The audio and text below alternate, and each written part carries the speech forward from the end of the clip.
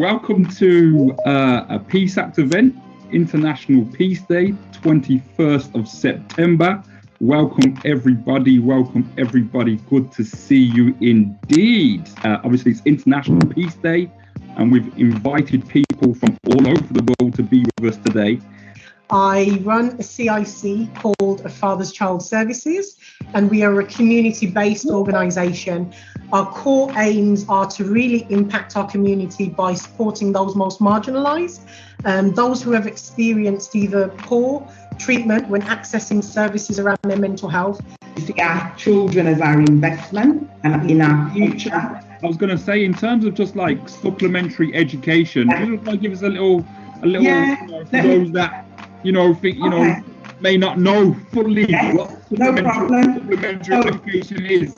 No problem. So historically, we know that the importance role in supplementary schools, supplementary schools, Saturday schools, schools that we had to go to help to support us with our English and maths so we could go and do our grammar test or make sure that we're on top of our education and schools. They've played a significant role in our community since the 1960s. Supplementary schools have been the cornerstone of our success. I just woke up one morning and I thought to myself, I can't keep being a victim, I can't keep feeling sorry for myself, so I wanted to do something. So I started doing charity events and things like that, and I started raising money for children in care or who have suffered abuse. Like, we took them out on day trips. So, like, if some of them, one of them liked boxing, so we bought them all their boxing equipment. Someone liked photography, we bought, so things like that we done. I've spoke at a couple of youth violence events just by my perspective of how it affected me, my son being murdered. These are all the kids that are now coming into the prison pipelines, into youth justice, that we have to start intervening on and getting them because they're not actually being looked at in the sense that they are coming through. It just started from a passion, really. We left school.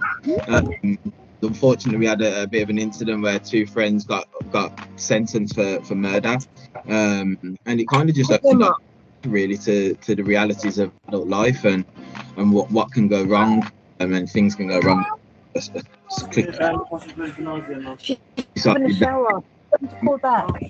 Some change, be positive, and share our life experiences with the young people and the next generation. Until we start to understand that we are fighting a mindset, we've moved beyond now the ideas of before. We're now fighting a mindset. Until we start to understand that we are fighting a mindset, and a mindset that ultimately is driven in what I call a new realm of technology and media and mass multimedia, in the ways in which they grip and carry and get our children and young people. We're constantly going to be having these same conversations. Originally, the organisation of Birmingham Says No was with the intention of supporting victims of knife crime, young people that have been victim, not necessarily in even those that have been victim to serious assaults and attacks, but those that kind of have been held at knife point, are robbed, and have, kind of smaller, less unreported incidences, if you like, for them to seek kind of guidance from each other and support from each other, and realise that actually being held at knife point, being robbed at knife point, being attacked at knife point doesn't make you weak.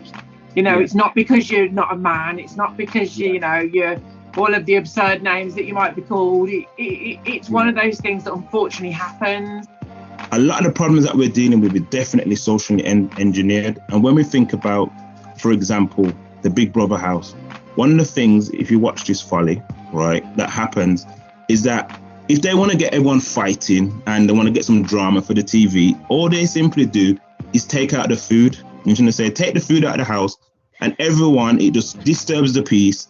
People get ratty with each other and madness happens. And I want people to look at this as a metaphor for what I think is happening in our community. They've took out all the opportunities, took out the jobs, took out the money, and it's just leaving young people what to do road and take matters into their own hands. Peace is defined as freedom from disturbance.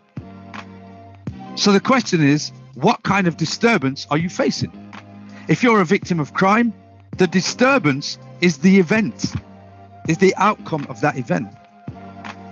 If you've got kids and they're young and they may have a disability and they're running up and down and whatever they're doing, but it disturbs your peace.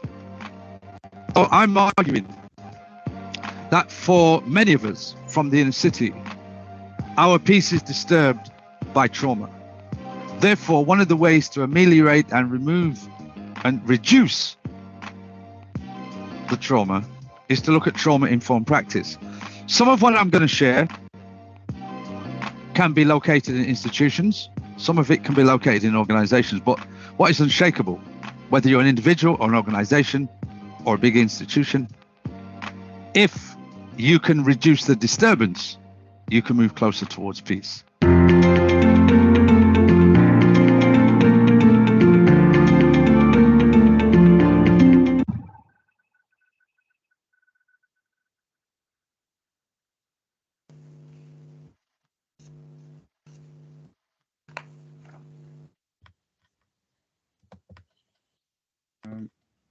Okay, everybody, welcome one and all. That was just a bit of a taster of the previous event that we did, which was for International Peace Day on the 21st of September, which was a Peace Act event. Peace Act is all about working together, bringing communities together to create more safer communities. And so it's the overarching context at which we're placing today's event. And so just before we kind of get into formalities and introductions and where we're going, just want to set some housekeeping for today. So I'm just going to stop sharing my slides. You do have to forgive me. For those that know, Teams is not the best for us. We are quite new to Teams, so we're just working with making some adjustments. So let me share now the actual slides. Get rid of that. Here we go. Okay, so it's just double check. Everybody can see the Peace Act logo as we work through the slides. Okay, yep, not good yet. to go. Okay, so showcasing Staffordshire's VCSEs is the title of today's event. It's all about voluntary community sector, social enterprise organizations. I'm glad everybody can join me today. Thank you for your time. We're going to hear from lots of great organizations today. We're going to find out a little bit more what is taking place in the community across Staffordshire. And we're going to have also a few case studies or stories. We're going to be sharing a few stories with you where we'll be interviewing. So we want to make this event a bit of a participatory kind of style in terms of the engagement. I don't want to just be able to throw PowerPoint slides at you for the rest of the day, but we're going to be speaking to lots of different people. In a moment, we're going to bring on Tony, and then we're going to hear from Ben Adams, the Police, Fire and Crime Commissioner, and then we're going to start speaking to some of the organisations that are delivering across Staffordshire. Okay, so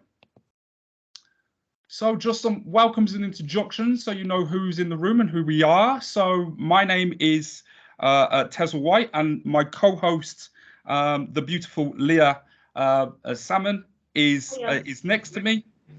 And you can spot us. You can see the Peace Act logos in the background. So if you've got lots of different screens as I have jumping up all over the place at the moment, you can identify us quite easily.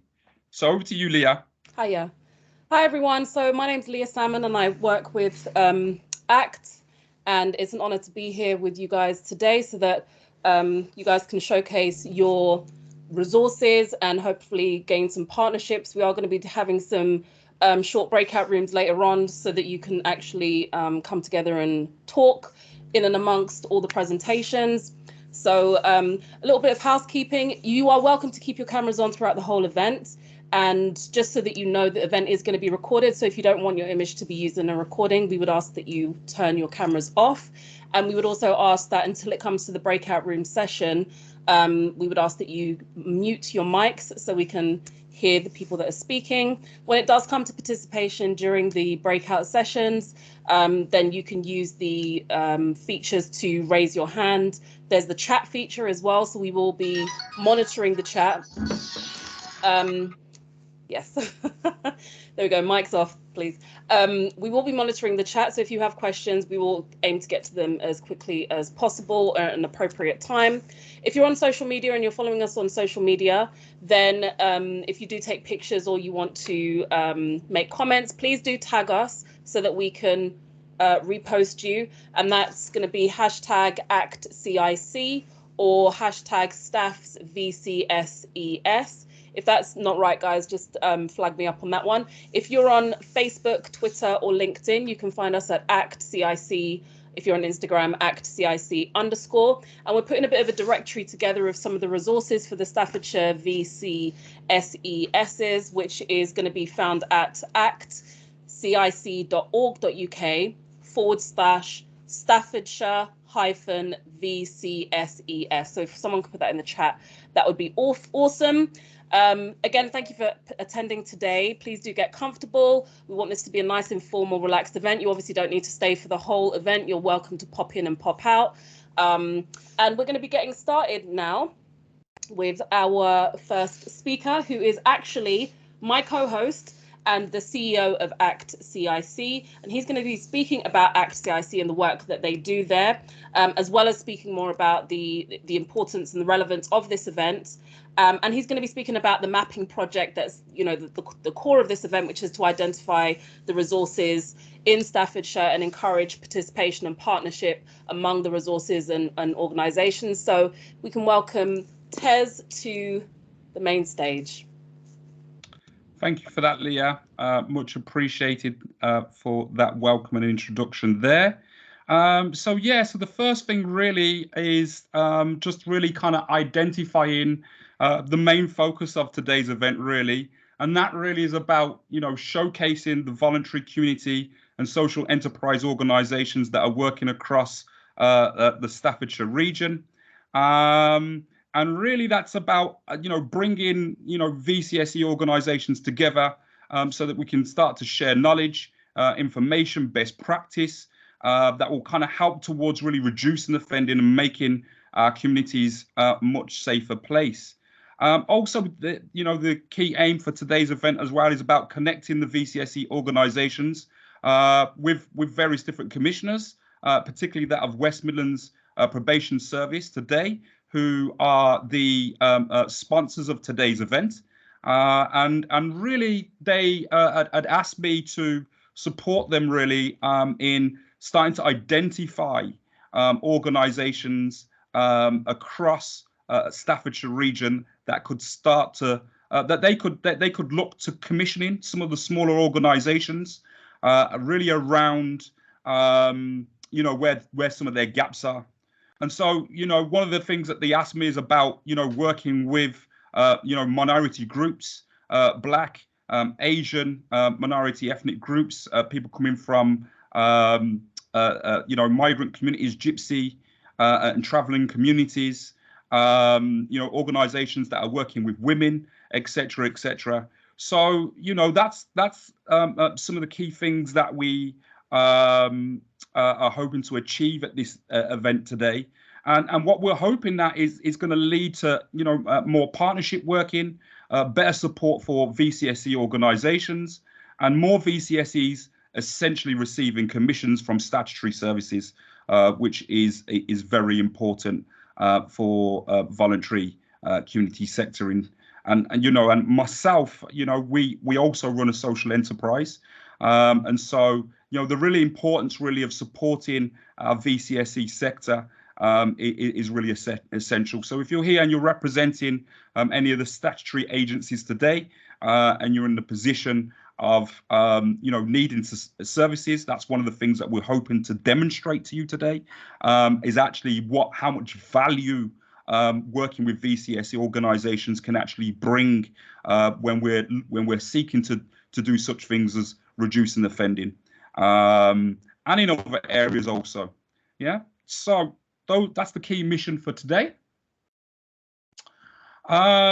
Just a little bit about ACCIC and who we are. So my name's Teswa White, and I'm one of the directors. I'm the CEO of ACCIC. This year we really celebrate 10 years of really support, developing, enabling marginalised communities.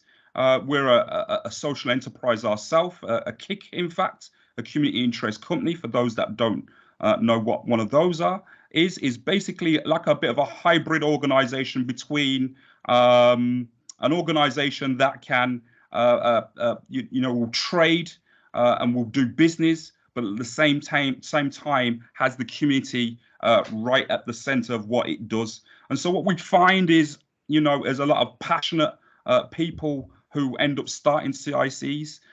They've usually got some kind of lived experience, and I think that will become more apparent as we explore many of the different organisations that we go through today. So our specific target and focus in that sense, as we said, is marginalised communities, specifically working with young people and their families. But we do a lot of work around working with offenders, particularly those that are involved in gangs, serious violence and exploitation. And we'll tell you a little bit more about what specifically we do. But we work with a whole range of different organisations, from schools to local authorities, probation services, like we are doing right now, the NHS, police crime commissioners, numerous of smaller organisations also, VCSEs, and even some of our work has taken us to work internationally and actually work with some countries around training and really supporting the development of effective practitioners, especially those that are working inside of prisons. And I'll tell you a little bit more about that as we go. Okay. So really, we've got 3 streams of work, and so it's really support, develop, enable. That's our 3 key words. And so the supportive work really is about, we do a lot of critical intervention, which is really dealing with like high risk, working with high risk young people who have been involved in gangs, involved in youth violence and exploitation. We do a whole wraparound outreach type of service where we're supporting those young people, supporting their families, and trying to help them to exit from that particular lifestyle.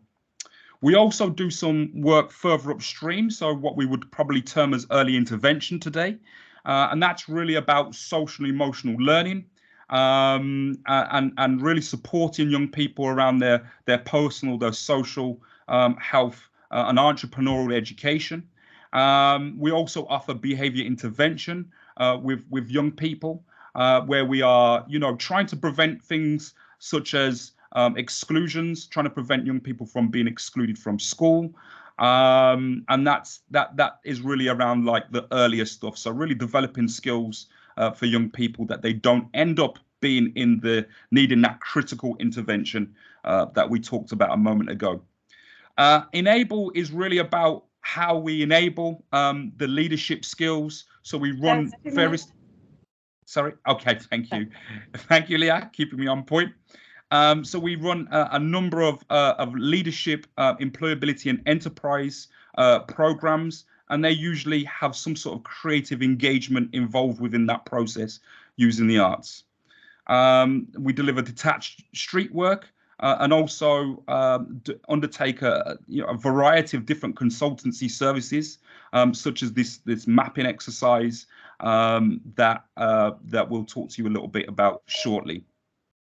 So one of the things is as well is in terms of what we do, one of the big things that we do is around training and consultancy. And so We offer the only accredited qualification in working with gangs and youth violence in the country. In fact, we're hard pushed to find anything like this particular program across the world. We know because we had a little bit of a look. And so for the last 3 or 4 years now, we've been delivering that level 3 qualification. And we also have a distance learning award as well. So we have 2 qualifications, one that offers you 12 credits, which is basically half the course, and then one that offers you 28 credits. And as a part of that kind of work, really, I did have a little video to show, but I'll show that towards the end. That really just highlights the benefit of becoming a gangs and youth violence specialist with a specific accreditation. Okay.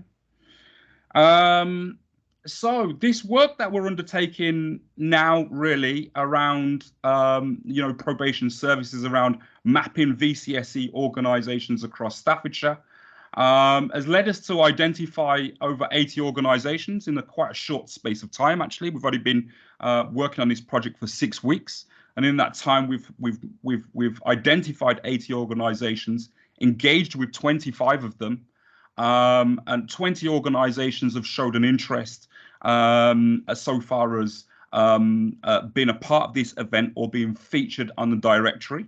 So we have 10 organisations presenting here for you today. And the directory will contain everybody who's involved, as well as those who couldn't be here today but have expressed an interest of being involved. Also, when you look on that directory, which is currently on our website, we also have mapped out those organizations using Google Maps. And the information that we've gathered, we will be passing to probation services, so it can go onto their intranet, and so hopefully what they can start to do is commission some of those organizations also. Tez, we're going to have to move on now. Thank you, Leah. But thank you for sharing. So thank you for Tez for sharing more about that. Now we're going to be hearing from Tony Cuffer, who is the head of Staffordshire Probation. And just a quick introduction as to who he is. He is the head of Staffordshire PDU, who's been working in probation since 1999 and has always been a strong advocate of delivering probation service through partnership working. So if we can bring Tony onto the panel with us.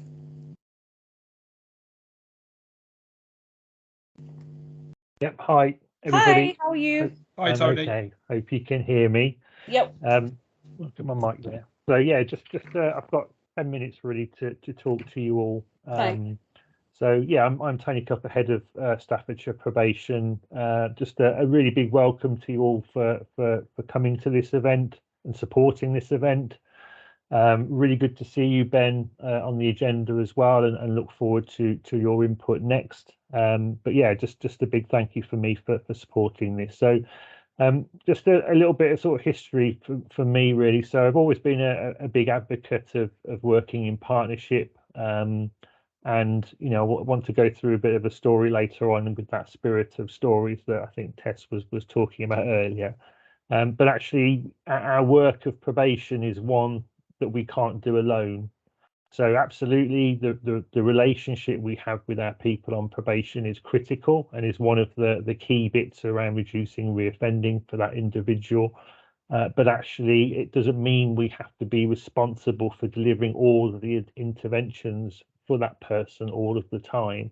And this is really where our partnerships and our partners and community organisations can come in to support what we're trying to do and provide that richness of experience and diversity that we need. So we have a really good arrangement, I think, in Staffordshire around our partnerships, and ever since arriving here, I've just been amazed really about how engaging our statutory partners are. And you know, we've kind of got through some difficult times, I think, around some of the recent sort of budget issues and difficulties that we've had, but actually we've got through those times well, and it does feel that we're starting to emerge into a time, certainly for us as a unified probation service, but also with some of the other funding that's around at the moment, that actually we're in quite a creative time, and actually can really build on what we've got set up so far. And that's really where I do see a role for the VCSE, and perhaps over the years that have felt that's a bit of a gap in Staffordshire, that we don't have those connections always with the VCSE, or understand what is happening in our local communities. And just an example of that, one of our, again, this was a conversation probably when I arrived with some police colleagues who are working with young people, that we just couldn't find any resources out there or any organisations to support them out of the behaviour that they were getting involved with, and certainly that officer just was really struggling to find any support and resources. I think over time we've been able to support them to resolve that, but actually there's a wealth of opportunity through this mapping exercise to actually understand what is out there, what is happening in our more deprived areas, our more diverse areas, and get a better understanding of those organisations that we can begin to work with. So as I say, I think we've got a really good sort of partnership approach in Staffordshire, but actually bringing in some of the VCSE into our work around reducing reoffending, I think, is a real opportunity. I'm going to leap forward because I'm conscious of a little bit of time, but there was just an example really that just I thought makes the point for me. And I was thinking back when I was asked to kind of create this, just in terms of coming up with an example. So there's a couple of examples that strike me. One is we have a good history, I think, in Staffordshire around health, and we've had a boxing club that was just set up by people, and actually we're thinking about restarting that potentially. Again, it's kind of very different. It's not really a probation sort of way of working, but actually it provides something very different, and that focus on health and discipline. And actually that engagement through healthy activity is something that I think we're missing a little bit at the moment. Again, it's something a little different. But the example for me comes back in my career really, where we organised the whole kind of arrangement with police colleagues and strategy partners working with young adults who are involved with gang activity. And we created this amazing pathway and structures and accountability and referral forms and information sharing forms, and every form you could, and we were working with people and thought we were doing the good thing. And then we just came across this organisation that was working with one young man, and we thought, oh, we don't know anything about them, and who are they, and what are they? So we kind of engaged with them, and we were asking them questions. What do you do? And actually thought, do you want to come and be involved in our structure and our way of managing these young people? And they turned around and said, no, thanks, we don't want to be involved. So we as statutory partners thought, wow, hold on a minute, we're giving you an amazing opportunity to be involved in what we're doing. Surely you want to be involved. And they said, no, thank you, we're okay. So of course we were a bit shocked by this. We wasn't perhaps a usual understanding of why, what would normally happen in that situation. So we asked them, well, what was it that prevented them from working with us? And what we found out is actually this small, at the time, small church-based group was actually sending out people into their community to work with gang members and their families and young people. Very much, in their own way. There was no lone worker devices. It's a long story, Tess. I'll tell you about lone worker devices in the future. But there was none of the sort of safe systems of work. They were very much relying on their reputation of working with people that was really highly regarded in that community. And actually, real at street level, grassroots level, working with people to stop them from hurting each other. And real conflict resolution, just something we could never really provide as a kind of statutory partnership. So actually, long story short, we reached a time where actually we thought there's barriers that prevent us from working with this organisation in terms of what we felt we need in terms of referral forms and GDPR, which wasn't around at the time, but information sharing. And as important as those things are, they were actually a barrier that stopped us from working with this particular VCSE organisation. So actually we had to tailor our approach and how we did things, and actually accept that actually they provide a really important, really crucial, very different, very diverse service that we would all get benefit from, but actually maybe we'd have to work in a different way to get that service, if you like. So we had to change our approach as a partnership, and I think that for me was a really important lesson. This is not about one side or the other. This is about us working together and finding the best way forward. So absolutely, I think today, yeah, really looking forward to seeing what comes out of today. Hopefully we can start to build some of those new relationships and start some of those conversations. But yeah, just thank you for coming in. Good to speak with you today. Thank you for that, Tony. If anybody has a few questions for Tony, then please just drop those in the chat.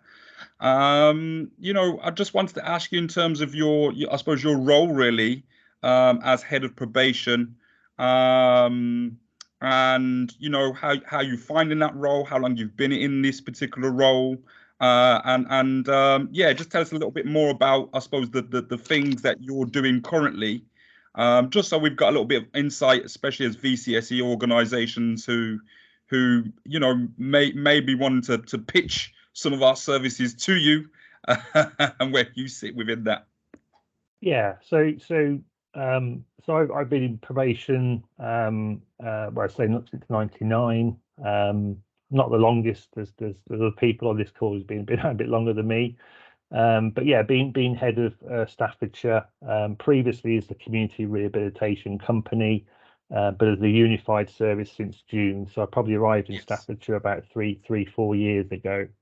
In terms of sort of partnerships, at the moment we've got lots of really good commission services. There's a whole approach around community rehabilitative services. So we do have lots of new organisations in Staffordshire that are being regionally or nationally commissioned. So things like ETE, substance misuse is coming soon. Okay. Finance, benefits and debt. The other big pathways, accommodation and so on. But for me, they're great, and we're working with partners who are already out there to make sure we don't have duplication, because actually if we're getting lots of resources here and there's resources there, and we've been quite creative with partners over the years when we've struggled, and I think I wouldn't want to bring in new services that actually other local authorities have already got, and we just need to make sure those pathways are working effectively together. But as I say, there's some aspects that we wanted to bring some of the good bits of being the community rehabilitation company. So we did a lot of work around lived experience and peer mentors, and we were actually giving people paid roles who we'd previously been supervising. And some of those things are really, really keen. We've lost a little bit, I think, around lived experience and peer mentoring in Staffordshire, and again, really keen that's something we can build on, and build that kind of into how we deliver our services. We provide a lot of group delivery in terms of particular behaviours. So domestic abuse is a big part of what we do. And we also, just for those people on the call, we also deliver a non-statutory service, so a voluntary domestic abuse service that Police, Fire and Crime Commissioner commissions us to provide. So we're providing quite a holistic domestic abuse service. We obviously work with higher end risk as well, which we have MAPA arrangements, so the multi-agency public protection arrangements. And again, I think there's some potential there around working with more dangerous individuals in terms of what services could be out there, and that kind of close one-to-one support that sometimes we don't have, and that peer mentoring, I think, is a real opportunity or a gap I think we have in Staffordshire. So I think, yeah, we're at the start. I think, yeah, while we've been unified since June, I think really we've been a little bit internal, sorting ourselves out after a fairly significant transition to becoming unified. And I'd like to think over the course of this year that we're starting to look around in terms of what else can we bring into offices, services that we work. How else can we develop those services? Where are our gaps? And certainly, I'm sure Ben might talk about it in a moment. But we are currently in the process of Ben is currently reviewing his reducing reoffending plan. And that plan is actually really critical for what we do as a probation service. So, yeah, it's a good opportunity. Hence why I think this is a really good timing to be doing this at the moment. Thank you, Tony. We're going to be bringing on Ben now. Again, if you do have questions for Tony, I think he might still be around for a little while. So do put them in the chat so we can try and get them to him. But now we're going to be bringing on Ben, as Tony mentioned. Ben Adams is the Police and Fire Crime Commissioner since 2007. Ben has been working and campaigning for communities across Staffordshire and Stoke-on-Trent. During this time, he's held a senior council position, which has allowed him to help increase jobs, raise standards in schools and colleges, and to modernise and improve public services. Ben seeks to hold services accountable to the public they serve, delivering what is needed whilst being efficient. As Commissioner, he's responsible for the performance of Staffordshire Police and Fire and Rescue Services, holding them to account based on local plans, setting out safety priorities and expectations of the public in Staffordshire. So can we, there we go. Hi, Ben. Hello. Hi. Hi, good afternoon. Thank you, How are Leah. you? I'm good. Thanks for asking me to come and participate. I've enjoyed listening to what I've heard so far from you all. Lovely. And I get the impression we're in the same world. We're desperately trying to do what we can to use our experience and interests to look after young people in particular, but to keep communities safe. So thanks for asking me. I was asked in the intro just to say perhaps a few words about what I do. Yes. Leah's mentioned a little bit about that. I do hold the services to account. I'm also responsible for the budget, which is about 210 million for police, 40 million for fire. I'm responsible for employing the chief constable and chief fire officer. You'll be aware, following the situation down in London, that commissioners always also have the potential to ask their chiefs to go and do something else, which is a bit of a heavy stick, which we don't use very often, but is important, I think, because the delivery of the two services is really the responsibility of the two chief officers. I'm also responsible for producing local plans, and they inform the delivery plan of the two services. Now, of particular interest today, I think those two plans are heavy on the experience of victims, putting them at the heart of everything that I try and do as a commissioner, but also improving the quality of service and the sense of community connection. I'm looking for a much more local, much more responsive police and fire service than we've currently got. And we're making some real steps in the right direction with that.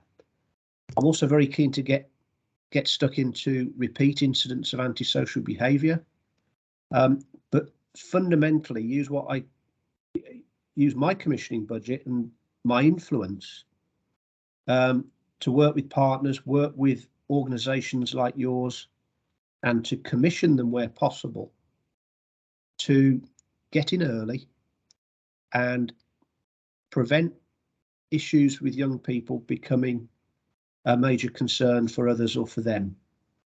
I'm very conscious, perhaps more this week than ever before, really, because I've had visits with youth offending. I've also had a visit to social enterprise at Burton Albion Community Trust. They're linked to the football club there. Do great work. Just how important it is that we are all there to support young people that are identified as being probably identified as being troublemakers or difficult at school. They're at risk of being excluded. They possibly have been excluded. suddenly they're into areas where they're not mixing with their peers. They might be mixing with others that need support. And the next thing you know, they are offenders of the future or more likely to be victims of crime themselves. So I'm very keen where we can to use some, particularly police money, to prevent crime, to prevent offending, to do what we can to reduce reoffending, to work closely with probation. Tony mentioned earlier, we communicate regularly. I have a power to convene criminal justice partners, and we bring them together to discuss justice matters for Staffordshire and Stoke, but also regionally. I think that's really, really crucial. I mean, particularly as we come out of lockdown, there's huge backlogs in Crown Courts. On the one hand, justice isn't being done. On the other hand, we've got victims and witnesses waiting sometimes 2, 3, 4 years for their case to come to court. I can't imagine if you're a victim of a rape or something like that, and you're waiting 4 years, constantly revisiting the worst time of your life. So supporting victims and witnesses through that process, making sure that cases don't crack because people simply can't hang on for that long or need to move on with their lives, is really important. Some of you mentioned prisons earlier. Staffordshire's got more prisons than any other equivalent place in Europe. I visited 2 or 3. They're all different. They're all eye-openers, and for me, I'm particularly interested in doing what we can to support those who are leaving prison to find decent housing, get the support they need around employability. And one of the programs that I'm working with Tony Cuffer at Probation on at the moment is that my team are going to be piloting a scheme where we get some experts at finding employment for ex-offenders, those that are tricky to get jobs for, and let's just see if we can do a bit better. A lot of the commissioning we do is on that basis, where we will try to pilot or seed fund a program that perhaps other agencies then really see the value of and can take on. Yeah. Now, for me, it's not just formal partners, it's not just councils, authorities, probation, etc. It is organisations like yours, and actually of huge value, primarily because of their local interest and their ability to make connections with cohorts. It's their experience, their specialist experience. Some of you will have lived through the challenges of the communities we're trying to help. So they know what you're talking about when you go to talk to them. And I think it's absolutely vital that we have this mix of local specialist organisations involved. Yeah. Having said that, got a great relationship with an organisation that I think is national called Catch 22. Okay. They provide some services for us around missing children. So when children go missing, they conduct the interviews on their return back home, often uncovering why they've gone missing and issues that might have been long-standing, but hopefully preventing them leaving. Too often missing children end up in real difficulties or even suicide, and it's an opportunity to refer to other services early on. They also run a child sexual exploitation service for us. A lot of gang issues, particularly around young girls, involves them being dragged into being exploited sexually. And they're experts in that. And an interesting one which touches on health. We've got a Navigator programme at the moment, which is looking to try and encourage more young people to talk about knife crime in particular, but violent incidents that only show up at A&E in hospitals. Mm-hmm. And this has been fascinating, actually, because we've discovered quite quickly that it's actually not so much young children, as in 14 to 18, but an 18 to 25 cohort, where a lot of this is coming forward, and we're going to be tweaking that accordingly. Links with the NHS is a big deal for me at the moment. Our mental health services aren't where they should be, right through from CAMS to counselling in various other environments. I think lockdowns made this worse. Something like 40% of the demand for the police is coming through our contact centre is related to mental health. A lot of missing persons, suicides, violence is related to mental health. I think more can be done. Actually, my interest as the fire commissioner as well is that I believe the fire service can help. We've done a great job assisting with COVID testing and vaccination. I'd like to think we can do more with vaccinations for flus, take some pressure off GP practices, and we can definitely assist the ambulance service. We've got people waiting several hours for ambulances at the moment when they're in danger of losing their lives. I just wanted to ask Ben, yeah, how do you commission services? Is this something that we've identified the gaps, and therefore you'll put out a commission on that basis, or how is the commissioning actually taking place for yourself? Yes, it is primarily that, Tez. We'll be looking for gaps. We're engaged in various boards where perhaps partners or their organisations like your own will identify opportunities. We'll talk about services that are being reduced or aren't delivering in the way they might have been in the past.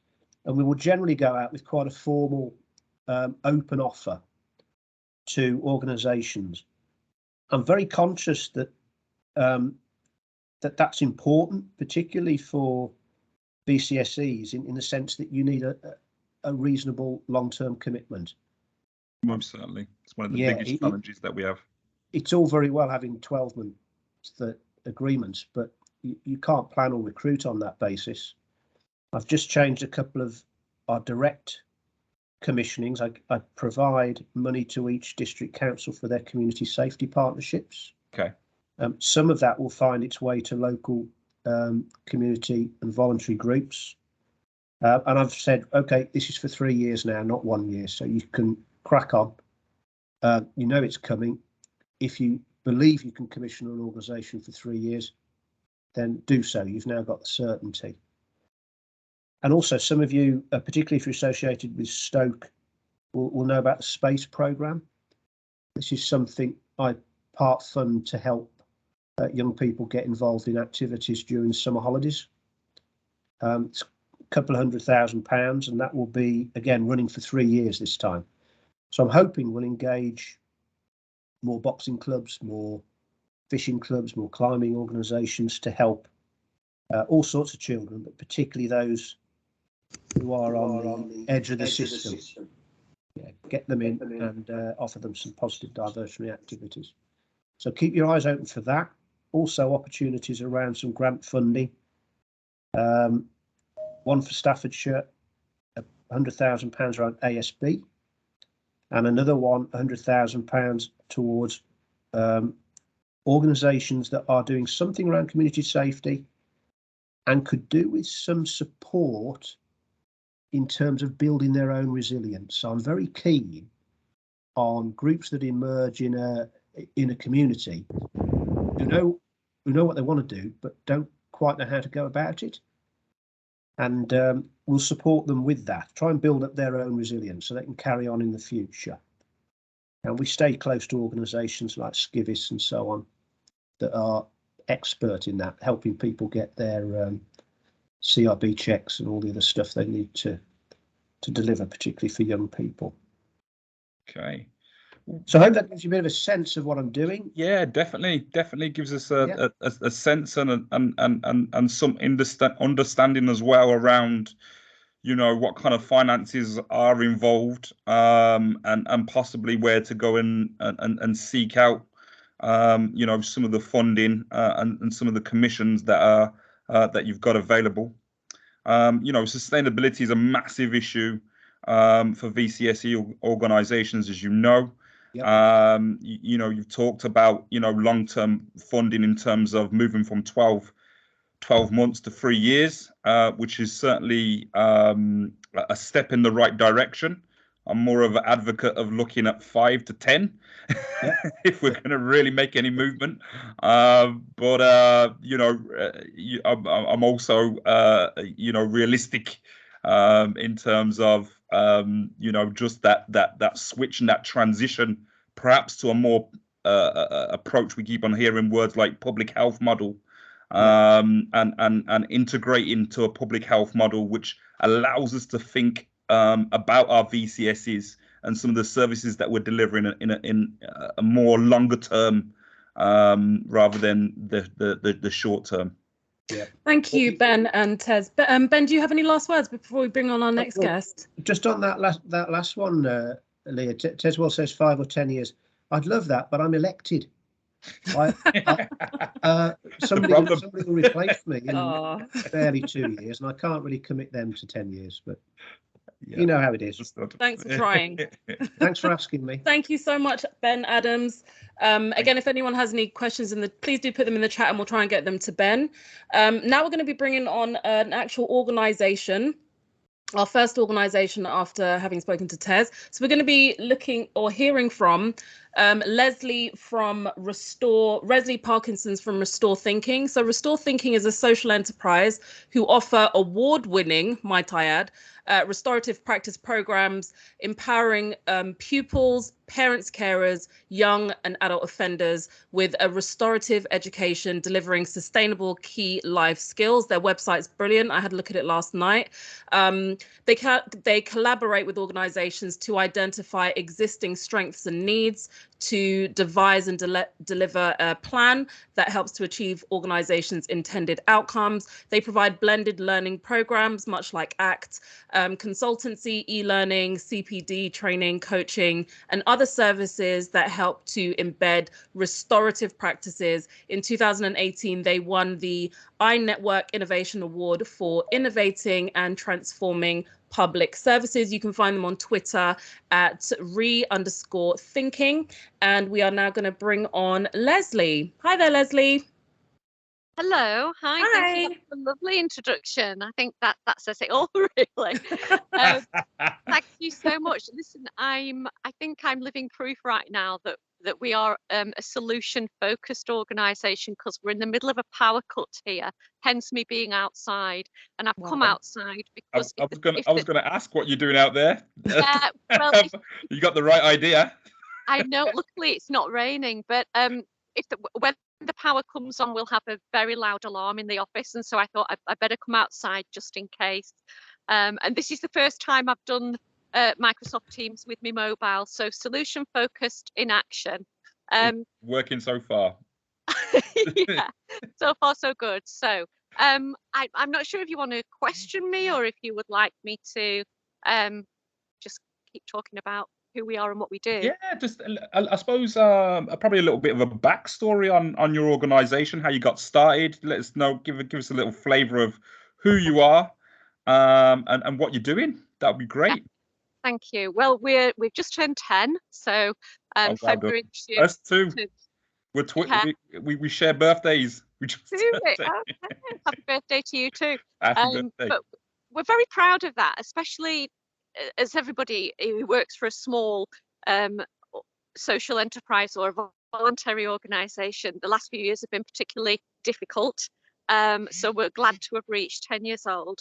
And we started back in 2012 working chiefly with schools and prisons. I know that they're quite different settings, but we developed restorative practice for these settings.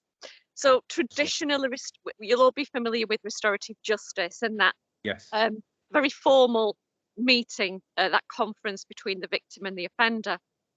And I guess what we do is we take the principles that make that meeting successful, that type of meeting successful at times. We take the underlying principles and we bring them and make sense of them in our day-to-day doings. So whether we work in a school or a prison, a probation service, we've now since then also worked with youth offending services, with care homes, with more recently we're just starting a project with NHS colleagues.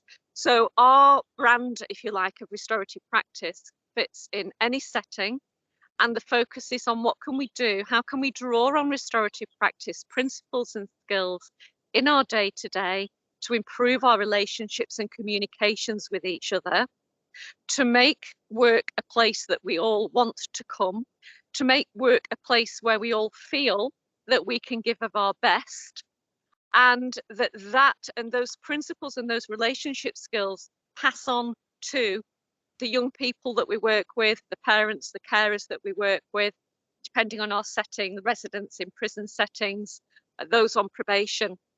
So that's, I guess, where we've taken restorative practice. And our most recent development took place during the first lockdown, when we had to put on hold all of our training, our face-to-face training, and we've put a lot of our training into really what we like to say, it's very innovative e-learning. So we know that e-learning can be burdensome a lot of the time, and so we tried to sort of rethink what it could look like and how it should be. So our e-learning is full of short, sharp videos and text and interviews and videos in settings showing what this looks like. And so we're able now to deliver some of our training via ECPD. So we've moved to what we call a blended learning approach, where I was just going to hit that key word, blended learning. Yeah. One we've been having fun with for the last few years during this pandemic. Awesome. How are you finding that? Well, it's really, really helped us because we are a small team. Yes. And we are not looking to grow. We're not looking to grow at all, actually. We like the size we are. We work well together. What we do works with the group of people who are in our organisation. And we do partner with other organisations to take on bigger contracts, but we're not looking to grow ourselves. Okay. And so what the ECPD has done has allowed us to develop a much wider reach, and we're still able to manage the workload between us because the ECPD is taking a lot of the strain, if you like. So that's what's happening with us at the minute. How do you find partnerships that you're in at the moment? How do you find that working? Because, one of the goals of this, or one of the objectives of this, is to bring all these different organizations together like yourself so you can create even more partnerships. And you said you're already partnering with other people. How are you finding that? Well, one of our key partners is the Anti-Bullying Alliance. We've been partnered with them for about 5 years. And at the start of the pandemic, we got our heads together and said, let's have resource for all families. And everyone was told to go into lockdown. We knew this was going to put a strain on families and on relationships in families. And so we put together a very quickly, should I say, we put together a course that sits on the Anti-Bullying Alliance website and is freely accessible to all families, all parents and carers. It's been accessed all around the world. We've had, at the last count, we had 6,000 families accessing the course. Wow. Really good. It's still on the website. It's freely available. Could we get a link so we can put it in the chat? I'll send you a link, but it'll have to be when the electric's back on. Oh yeah, that's fine. Might not be today, but certainly I will. Yes, and that really was a pinnacle for our organisation, because it meant that we were able to do that, and it's free. It's no one has to pay for it. Everyone can access it. We love collaborations where strengths are brought together, where there are different strengths, where we're lacking in a knowledge base or a skills base. We love to partner with others. The work we're doing at the moment with the NHS is described very much as a collaboration. I mean, we've been brought in to sort of test how far restorative and relational practice can change team relationships in the NHS, and so we're finding out, well, what are the existing strengths, and what other support might we need and what other input might we need. So yeah, we're always looking for new, better, different ways of doing things. Other partners, we've partnered with a company you may know, a really wonderful organisation called Odd Art. We partnered with Liverpool City Council, and we've had a partnership with them since 2015. We've done some really innovative work with them. That's where we won the Innovation Award for Public Services, and they've worked with us collaboratively to develop e-learning CPD for schools. And that e-learning is now freely available for all Liverpool schools, and it's available to any school for a fee to cover the cost of the hosting and the production, etc., and the IT support. So yeah, collaborations can be very fruitful. Yeah. Thank you. Tez, do you have any last questions before we move on to our next speaker? No, just really just wanted to say, a massive well done, big congratulations on 10 years and just the use of innovation and technology, to bring the principles of restorative justice to whole, new sectors of people that they can actually embellish on that. I will personally be contacting you directly also to find out a little bit more about maybe how we can collaborate also. We also do have a blended learning portal. We've done great things with it also. We've gone national, international, in fact. But I'll tell everybody a little bit more about that as we go, because I know Leah's will be keeping the time buzzer on us for the next guest. So I just want to thank you very much, Leslie. Thank you, Leslie. Thanks a lot. Let's stay in touch. Okay, then. Thanks, everyone. Bye-bye. Take care. Bye. Well done. So now we're going to be hearing from another organisation, which is Engage Communities. So Engage Communities is another non-for-profit organisation committed to empowering and developing socially excluded and disadvantaged members of communities. They predominantly use multi-sports, also including dance, music, fashion and food to engage young people in positive, diversionary and personal development activities. Their number one aim is to develop the resilience and ambition of the young people they work with so that they can lead positive and successful lives. Engage Communities provides a specialist Black, Asian and minority ethnic or BAME service to young people in Stoke who often face the worst inequalities and discrimination. Their BAME work links with their commitment to developing community cohesion by using activities to bring young people from all ethnic backgrounds together to share a common set of values and commitment to their community. And we are going to be hearing from Ben Gibson from Engage. Can we get Ben Gibson? Hi there, Benjamin. Good afternoon, everybody. Okay. Hi. Yep. How are you? Yeah, good, thank you. You? Thank you for joining us. No problem. Awesome. So do you want to just share a bit more about your organisation and the work that you do and the journey that you've been on?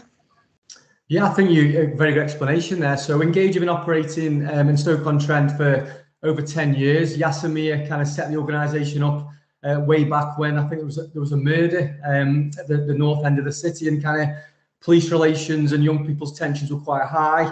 There was a lack of youth services, which was being told. Obviously, over the 10 years, youth services have been cut time and time again. So Engaged Communities were kind of born. So we operate in communities where kind of gangs exist in high BME areas, mainly Southeast Asian, across Stoke-on-Trent. We're kind of that constant, really, that community sports project generally that bring the sport to the young people. We're very young person focused.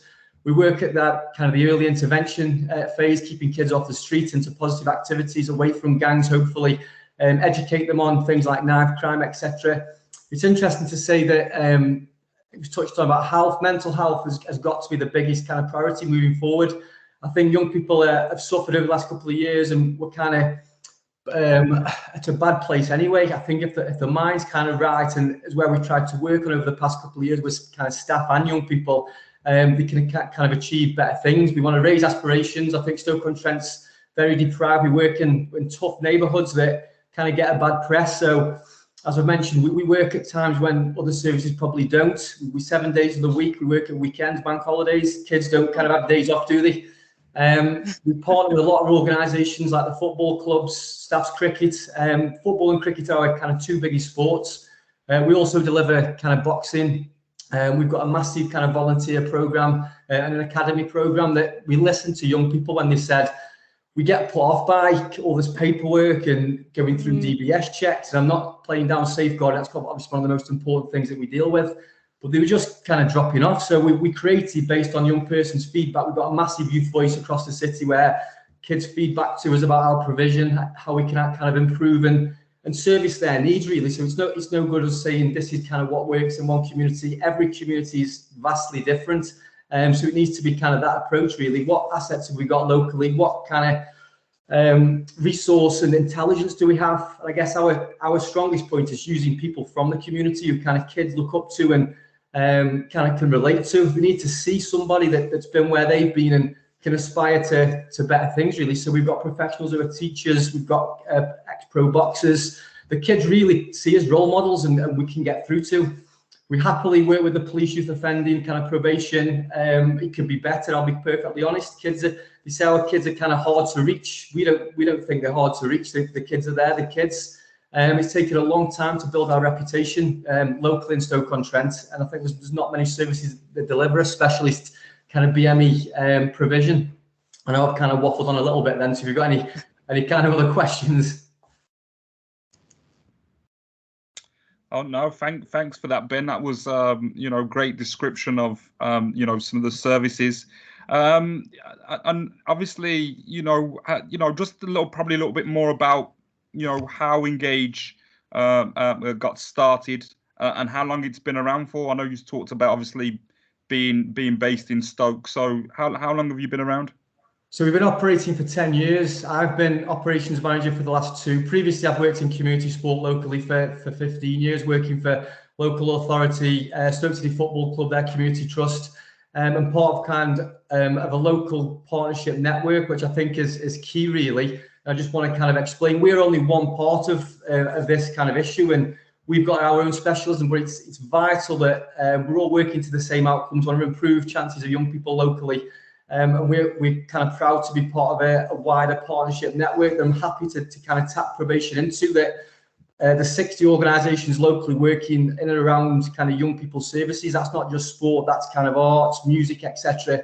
And we're part of that kind of process. I sit on the strategic leadership team of the Stoke-on-Trent Youth Collective. I believe Ben Adams has been down to kind of see the work, and the PCC are involved. So I think a wider conversation, and I'm happy to make those kind of introductions to the wider picture in Stoke-on-Trent. It's quite an exciting time, really. I mean, we've all worked in silos across years. I think I think every city's probably similar, but COVID has really brought communities, organisations together to talk to each other and take a step back and think. You mentioned 5-10-year plans. That's exactly what we need to look at. Yeah. Where do we want to be in the next 10 years? We can't work from government to government to 1, 2, 3 year funding. We need to look at the bigger picture and really have this kind of 10-year strategy vision and work from cradle to grave, really. And like I said, there's an exciting piece of work being done. I'd love to tap the probation into. What kind of challenges do you feel that Engaged Communities has experienced in the 10 years that partnership specifically has helped address? I think the challenges are the constant change in maybe local authority. It's important that kids have consistency. So we talk about even the police and larger organisations, there's constant change. I think that's a real challenge of building those kind of relationships. They don't happen overnight. It's taken us a long time to establish ourselves in certain communities. So when kind of structures change, when PCSOs, police officers, etc., kind of come and go, that's really, really challenging to start that kind of process again. And the kids are telling us they want to engage with the police. They want to be kind of, they want that engagement. They feel kind of lost and left behind, that these kind of deprived communities, the streets are left to ruin, the sports courts aren't kind of invested in. So they want to be listened to, really, and they want to reach out and work collaboratively. And they want the police to reach us, really. And how do you think partnership can help address some of those challenges that you guys face? I think it can definitely address, as Ben said before, I think sport goes across numerous agendas, doesn't it? I think we're all sitting in meetings and talking about the same things and the same issues, maybe with the same young people. I think taking a step back, like I've just said, and looking at that longer term perspective and who's best placed to deliver what service. We've got our own expertise. We're not great at everything. We recognise that, and we'll bring in partners that can complement our work. I think that is key, really, knowing that we can't do everything as organisations. We need to kind of look at what skills we do have and what other organisations can kind of plug those gaps, really. Awesome. And how can other organisations refer to you or partner with you? So I'll leave my contact details. We've got a website. So with my contact details, any kind of questions, or if you want to kind of touch base after, I'm happy to have that conversation. But there's a general email or website address that organisations can contact, and I'll respond to. Awesome. I've been on your website and looked at some of your socials, and it is really impressive, the work that you're doing, not just yourselves, the other speakers as well. But I did specifically look at your boards. It's really good to see a very diverse board. You know, it is common to have a lot of white males in those positions, so it is really refreshing to see some of the, you know, board is from the diverse communities that they're serving. And then obviously with you on board, it really does create that community structure that can, you know, it really helps the young people that are seeing it. Because I'm actually a student on the ACT course, the Gangs and Youth Violence course, and representation is very important when it comes to the structure. So your structure is, you know, a very beneficial one to see. Do you find that that helps with the work that you do? I think definitely. I think initially Yasser set up, but it was very much kind of an Asian board. But I think he recognised that his longer term strategy was to diversify the board, which is, I think, obviously where I kind of fit in, not for that reason, I hope, but to try and have a representation of the communities that we serve. And we'd open up our provision over 10 years to kind of target areas of high violence, not necessarily areas of high Asian populations. So I think the workforce, the board need to kind of represent that, the young people that we serve. And we've probably got 50 to 60 nationalities that take part in our provision. So we really want to invest in that kind of next generation of young people. And we want to kind of take people, I know lived experience is a bit of a buzzword at the minute, but kids kind of understand probably are best placed in those communities and can relate to. So through our academy program, we can definitely support those young people that want to get on, maybe to be youth workers, to be sports coaches, to offer kind of accredited qualifications, give them that kind of support, guidance and mentoring to be able to engage with young people, and maybe some of the skills that they're lacking really from a safeguard and equality diversity perspective. We can definitely help to support that. We want to invest in, and as we grow, we need to increase our workforce. Yeah, awesome. That's brilliant. Thank you so much for that. I believe we had a question. Somebody had their hand up. I'm being told Harjinder was you. Did you have a question, Harjinder, for Ben specifically, or? It was answered. Oh, okay, brilliant. What was it anyway? Just for the no, sake? It was about how probation staff can refer to. Okay. So it was done. Thank you. Thank you. Thank you. Excellent. Do you have any closing words before we leave you today, Ben?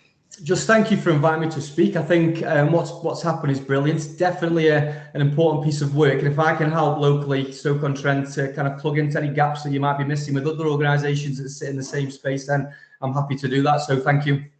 Definitely we'll reach out. Thank you, Ben. Now, even though it's a buzzword, we are actually going to be hearing in a moment from someone specifically because of their lived experience, in fact, specifically because they are, you know, a case study. They're a living example of what it is that we're trying to achieve. So we're going to be now hearing from Damien Bell. Tez, do you have his info? Yes. Thank you. So, yeah. Hi. Hi everyone. How you doing? I'm okay, thank you. There you go, HS2 man in the flesh. Wow. Excellent. I recently, just a bit of background, connected with Damien, who actually is one of the participants on our working with gangs course. And became familiarized with his background and his story, And so I thought it would be, great placed in this event here to actually talk to somebody who often we're talking about. So so somebody who has gone to through the prison system, through the criminal system, and come through probation services, and then come back out on the other side working with voluntary sectors. So we just want to I've asked Damien really just to tell us a little bit about his story. So we're going to go right back, and if you could just tell us a little bit about your backstory, Damien, going back to obviously your younger years and what kind of had happened to you, and yeah, we'll take it from there. Okay. So teenager, went to school, went to secondary school. I think by about the time I got to like year 9, started to get not really get in trouble, but getting a bit disruptive in class. Wasn't really into school. I kind of decided school wasn't for me from an early age, as most youngsters probably trying to figure their way in life, really. Yeah. I left school. I went back and took my exams. My exams were okay. They were nowhere near what they should have been. What was projected of me, but that was literally because I stopped going to school and I wasn't really paying attention. Left school, started work. Was also going to college. Kind of worked out straight away. College wasn't really for me either, and just kind of thought I don't know what I'm going to do. And I started to work there. My mum said, you have to do something. You're not ever going to college, school. You got to work. So decided to go to work. Started to earn my wages. Started to get a little living. At that time, at 16, 17, 18, I was kind of in like a culture in Birmingham where kind of like people carrying knives, and the gang culture was kind of quite rife then for like area codes and what area you're from. I was kind of like put in a group from the area like Neutrals, Aston, from one side of town, and I kind of got into like scuffles with guys from the other side of town, saying, you representing this area, you represent this gang. And at the time, I kind of just thought I was with my friends, but like if I'm with my friends and people try to attack them, then I'm going to defend my friends, because that's the kind of mindset I had at that age. Right. And I suppose it's kind of like that's a mindset that that is predominant now, actually across we're finding all areas, in terms of just people wanting to kind of protect themselves primarily. So would you have classified yourself as I suppose being actively a part of a gang, engaging in I suppose criminal activity, or was you kind of peripheral in that sense? I'd say I was peripheral. I think people who didn't know me but see me with certain guys would classify me as a gang member, because certain people around, I was aware they're obviously close to gangs or they're linked to gangs. And I kind of at the time, I kind of didn't really mind that kind of label or brand. I just thought I'm with my friends, and like maybe to a certain extent, maybe like it was a little bit cool, like people recognize us as such and such. Yeah. And so I suppose at that point, then you're being labelled potentially as gang. That you're willing to represent or protect your friends, if I can say that. What was what happened? What brought you to eventually receiving a prison sentence? Okay, so again, that same time period, there's a lot of like tit for tat kind of stuff between area codes and areas. We'd see some guys, they'd chase us or we'd chase them, and like no one doesn't really know what the reasons for. It's basically because they're from the other side of town, and just taking a liking to them. So my situation, we ended up in town after some guys who previously beat up one of my friends. So we kind of like suggested, we're gonna go get them. Not my thought in my head wasn't like, actually, I'll leave my house to kill someone. My thought was actually, I'm actually come out to protect my friends. They beat my friend up. We're gonna beat up one of their friends. That's how it is. My situation kind of escalated where I was stabbed, and I stabbed the individual back in my actions, and he died 2 days later. Wow. I suppose what did that do to you then? Realizing such a thing had kind of taken place. So like the harsh reality kind of hit now. I thought like, well, my actions have now caused someone to lose their life. I kind of instantly knew once that happened, I was going to go to jail for a long time. So I kind of knew a little bit about going to prison. never been to prison in my life up to then, but I kind of knew like these kind of things. You get long sentences. Someone's lost their life. You have to, I took full responsibility for it as well. I thought that was important. Even though I was only 18, I was with people when it happened, and they didn't stab the person. I didn't think they was responsible, and I also didn't think they should go to jail for my actions. Okay. So, all right. So obviously, how long did you have to serve? So I pleaded guilty. I didn't have a trial. My sentence, I was given 12 years minimum on a life sentence. So that was literally 12 years I have to serve before I can be considered for parole to be released. I served 13 years and 4 months. Okay. And so tell us a little bit about obviously coming out now, out of prison, trying to integrate back into community. I suppose what was your mindset? Obviously, I suppose you've already told us a little bit about your mindset going in. What was your mindset like coming out? So my mindset coming out, I'm an adult now. Everything, I kind of grew up in jail. Had support from my family, my friends, but ultimately my mindset was, get out. I need to change my life. Try to get as qualified as possible. Do courses, which I had done. Nothing could really prepare me for release. I thought I'd had everything covered until I actually get out to release. And you meet your friends, you meet your family.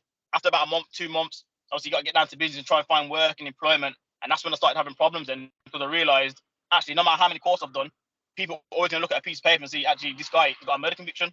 Like, why should we employ him? Or like, is that the kind of place we want someone representing us?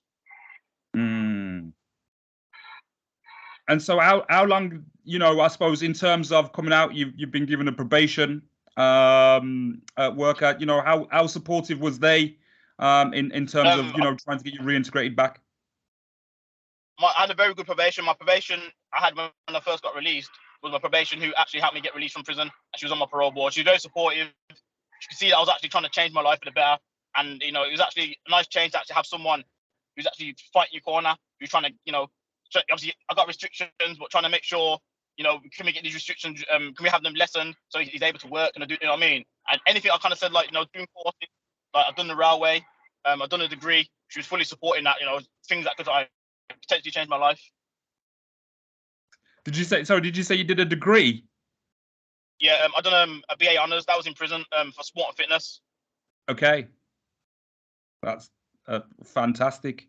To be able to do that, in terms of still get your education in prison, and so how difficult it was for you then I suppose in that first 12 months. You said obviously you're trying to get work, nobody's going to employ you. So just take me on from there. What kind of happened after that, and how did you we see you now HS2, hard hat. So you obviously do well for yourself now. So tell me a bit about that transition of literally getting to that point of actually you're getting the support that you need. You're getting back to employment. So yeah, I left prison, had a lot of support. Had a few other organisations be in touch with me, help me get my CV in place, possibly look at self-employment because I was having trouble getting employed. But basically, my CV was such a good CV. People would see the CV, think, yeah, that's brilliant. He's got all these courses. He's got work experience, etc., etc. As soon as I got to the place of like convictions, unspent convictions, obviously that's as far as my interviews were going. Basically, because I had to, explain, say, oh, you've been to prison. So yes, got unspent conviction. Oh, can you explain? And obviously, as soon as you start mentioning about people being stabbed, someone's lost their life, etc., etc. So, it was disheartening. I'll be honest, it was disheartening. And I kind of got to a stage where, 3-4 months down the line, I come out of prison, and this is not really what. No one hasn't prepared me for this part. I've got all my qualifications. Got everything. I think I'm going to walk into a job basically. So now, this time now, luckily for me, I had an opportunity and I managed to get work. But had I not got work, maybe I might not be here now. Maybe I might be doing something else. I might be out on the street or something. Because eventually, ultimately, I'm an adult. I've got a family and I have to look after my family and also got bills to pay. So, imagine you come to this crossroad and someone's kind of reach out and give you that chance. Eventually you have to start weighing things up. So in terms of VCS organisations or, voluntary organisations, community organisations that you mentioned, what specifically do you think they did for you as well to help to assist that? So one particular organisation, I mentioned them, A-Vision. My probation put me onto them. We started doing things on like self-development, redone my CV, I broadened my CV, not just for sport. Started looking at other things that I've done, like the railway, construction. I've done my CSCS card, and we kind of like focused on that to give me a broader range of jobs to start applying for. A-Vision was also one of my references for jobs. I kept applying for jobs, managed to get an interview off the back of a reference from A-Vision, and pretty much that reference that they gave me a job and they gave me a chance. Excellent. Can I ask, can you identify at this point, kind of looking back, were there services that you didn't already know about that you would have found really useful that probation could have recommended to you, but they just, maybe you didn't know about them, they didn't know about them, that might be, on this call today? What were the things that you needed that you didn't find as soon as you came out? Probably just to be prepared that actually, what, in reality checks are, you have got a conviction that, a lot of people won't hire people from certain areas and backgrounds. They just won't, you know what I mean? Construction's a little bit different. Railway's a little bit different. You got conviction. That's fair. Come on, prove your worth, prove that you can work, and you'll get away. I think like just that support there initially, where I was struggling and didn't really know what to do with myself. I'm trying to do the right thing. I feel like I'm doing the right thing, but I'm also disheartened because I'm getting to the same stage every time. Can I get a knock back? It's affecting my confidence. I'm thinking I've done all these qualifications. Like in prison, say be good, stay out of trouble, get all your qualifications. I've done all that, and I feel like I'm a bit of a disservice to me at the other end. You know what I mean? When I'm actually genuinely trying to change. Yeah. And so where are you at today? What, because like I said, we can see the fact that you're working for HS2. So tell us a little about what's happening for you right now. Okay, so and go on. Yeah, fast forward a couple of months or like a year, I started on HS2 in September. I got a job as a traffic marshal. I then went to a weighbridge operator, and then I got promoted at the end of the year to a supervisor. So now I'm on site at the moment, actually, and I'm now supervisor of 2 sites. Wow, well done. Wow, well done. That's big. So going from a place of not being, people looking at your paperwork and saying that we can't trust this man, to now be in a position where you're trusted to operate 2 sites. That's big. So what are some of your thinking now going forward for your future? How do you feel about your future and what it is that you actually want to achieve with yourself now? So I feel more positive. I feel like obviously, I had a chance, I got a job. The fact that I've been promoted to a supervisor, sometimes I kind of have to like stand back and think, these people, someone actually wants me to be in charge of people, like be responsible for people on site. So that's kind of like it's a good feeling, you know what I mean? To have that kind of trust and responsibility. So like that's one, I take that with pride, to be fair. Going forward, it's just about still educating myself, still trying to do other courses. Obviously, we're doing a course with Tesla currently, and that kind of thing. I want to expand on my mentoring at some point, and start looking at like lived experience and how I can help kids and change their life. People who was in decision making at my kind of age of 16, 17, like every time I leave the house, I'm carrying a knife, or I kind of know that firsthand. So if I can try and get in someone's mind and try and change that kind of thinking, and actually say, what, look, I've changed my life. I work in this area, etc. Build links in this area and try to get people into work. Awesome. Yeah. Just before we wrap up, Damien, can I ask if you had a message to if the probation service asked, okay, Damien, what can we do to improve our service, the service that we offer ex-offenders? What advice would you give to them if they were thinking of developing services or creating services? From your experience, what are they not doing, or what's lacking that you, in your experience, know that they need to start taking more seriously? I think there needs to be more hands-on. There needs to be more hands-on people, more honesty. To be fair, my probation was so honest. Sometimes I didn't like what she was saying, but I respected her honesty. And sometimes I feel like probation don't want to upset people, so they're kind of tiptoe. You need to be honest. You kind of need to be, we come out of prison, we need a reality check. You need to know what you can do, what I can't do. But in being honest, and like all the support you can give, like, especially with the job thing, that's probably the biggest. People think, I come out of jail now, how am I going to make money? If I'm not making money, I need to do something to make money because I need to support myself. If you can, that period, like 6 months to a year, if you can get more support with people, more organisation involved with like giving people a chance to work, no matter what kind of work it is. Sometimes people just literally want to get so obsessed with getting a job, proving themselves. All people want to do is prove themselves, change their life, and I've met their family proud for them. So if we can get more support for the people coming out of prison and get into work quicker, you know, we can break that cycle where people are getting to that crossroads where I almost thought I was kind of starting to get to that crossroads where, you know, do I have to go to the street to kind of earn money? We can intercept that from early by more support, like on the jobs front. Yeah. Awesome. Yeah. Thank you. Do we have time to take questions, Tez? We've got a hand up. Yeah, let's go. Let's go to a question. We've got one question. You've got 1 minute if you don't mind to get a quick one in. Thank you. Hi Damien, it's Sandra Richards from Probation. You've done really well on your journey. You really have. I'm really proud of you. And I know you moved away from Birmingham to Staffordshire. Do you think that had a big impact on you being able to progress? Oh, good question.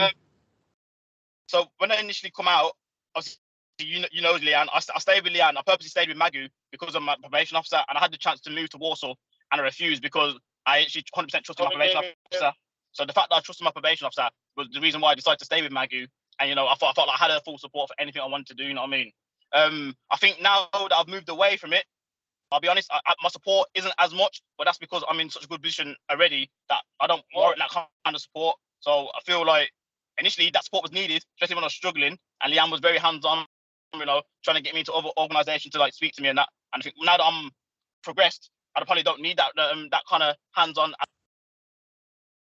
That's definitely needed. It's helpful. Awesome.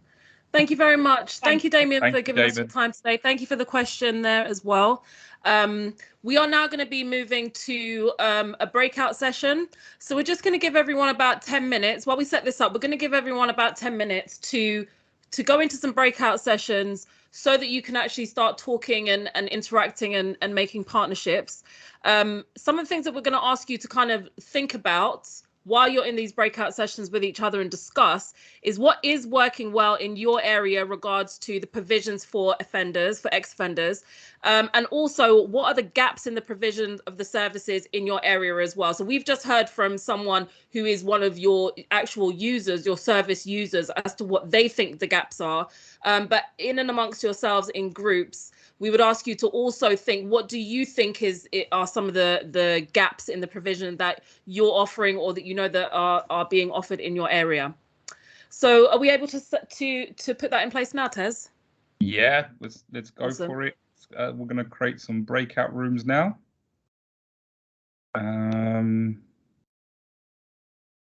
Remember, we're also on social media. If you wanted to, if you are posting onto Instagram or Twitter, then please do use our hashtag ActCIC or also tag us in. Don't forget to tag us in. Yep, so that we can reshare. We hope you are enjoying this session as well. We do look forward to feedback. If you have feedback, to go in the chat. I'm pretty sure, knowing how efficient ACT is, I'm sure a feedback form will be winging its way to you after the event as well. But we wouldn't mind hearing from you during the event in the chat also. That'd be great. We're just going to open these groups now. So yeah, I think we'll have about how much time we got? 10 minutes, please. 10 minutes in the chat, and then we'll have a little bit of time for feedback. Okay, excellent.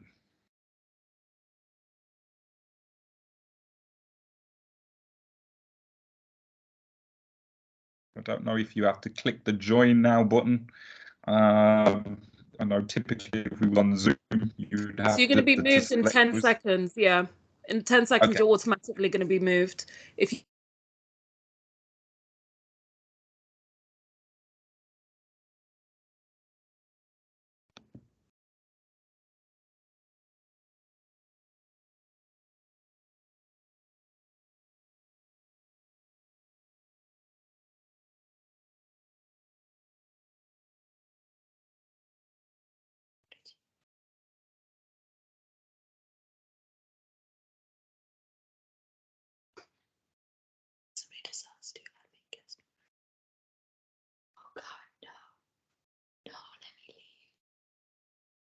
just put in the chat, just say I'm only here for I won't be participating. Sometimes just say I'm just admin, I won't be participating. Hi, sorry, my connection went then. Are we doing the breakout session now?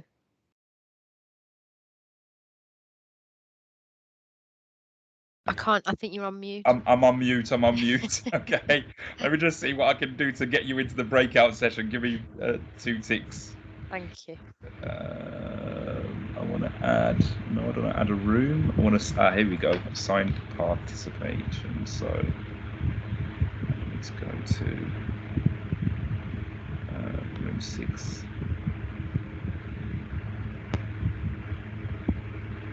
And assign. Oh, no, cancel that. I'm assigning somebody else. Go back. No, that's not the one. Don't worry. Sorry, everything was breaking up the connection, so I thought I'll go and come back, and I think it was bad timing for me to do that. No, that's fine. It's yeah, this is the tricky bit for us. We're less experienced with these Microsoft Teams.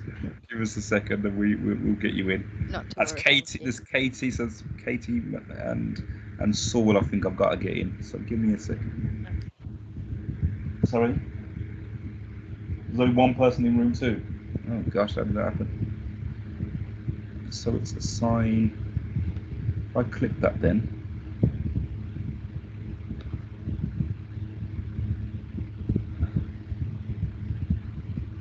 Did that happen? Select people and choose to assign them to.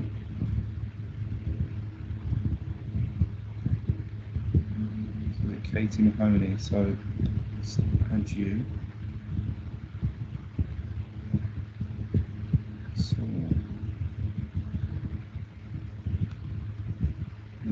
assign, select. So you're not going anywhere.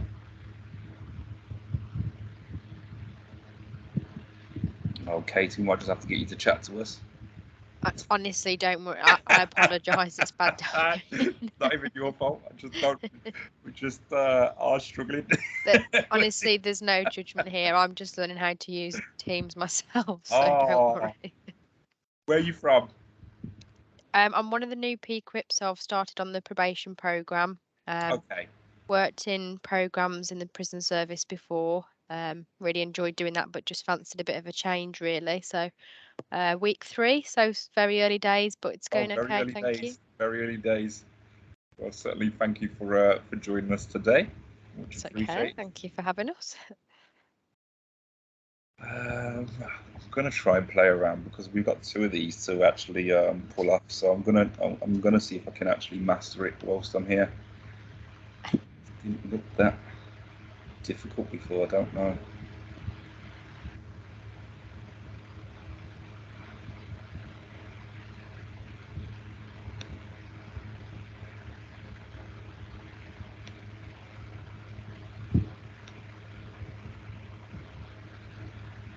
Join a room. That's silly. Though. Assign participant.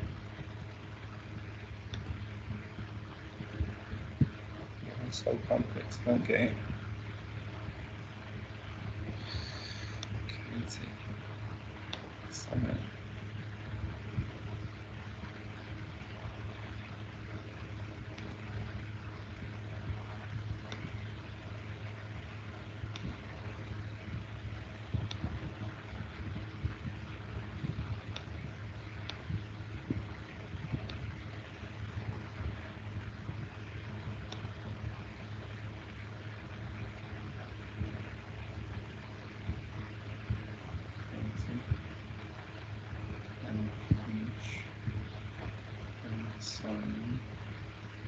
What is this? It says agree with yourself.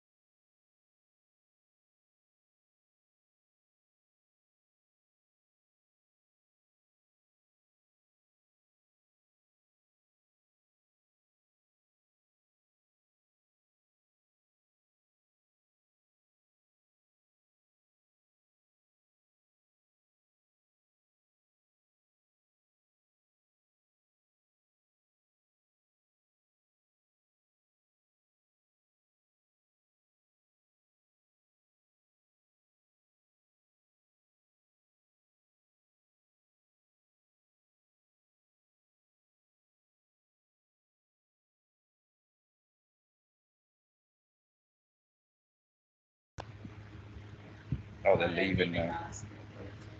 So there we go. And the sound, Michelle. Hey, Michelle. Hey Tez, sorry, I got kicked out, so I wasn't with anybody. Oh, was you in a room? No, I got kicked out. Went toilet, got kicked out, and then I answered the phone, and then I was lost. Oh. This person isn't in the meeting, so it's not picking you up as it being in the meeting. That's why, for some reason. Why is it not picking you up as being in the meeting when you quite clearly are? Kicked me out completely. No. Let's try again. Let's try again.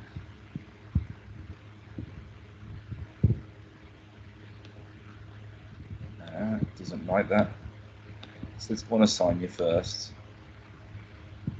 And then let's try and assign you again.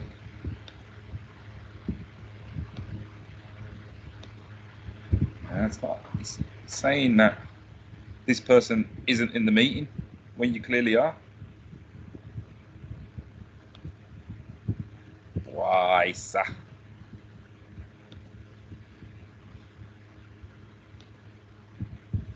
Sorry, Michelle, you just come to sit and chat to me.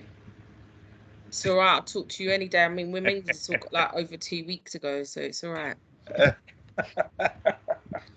Busy bee. How's it looking from the outside? It's looking good. Yeah. Yeah. These people are amazing. Give my water in. Lost them here. Yeah, this Microsoft Teams, man. Probation have forced me to come onto this platform, and it's just absolutely nuts. Completely different from Zoom. When it works, it works. When it don't, man. My word. So if that room's empty, let's just delete the room. Hopefully I don't mash up anything too tough. Just looking who's in what room now. So we've got 3 people. And I think it's... So it's going into rooms, you can, there's people that are not actually in the meeting. So it looks like oh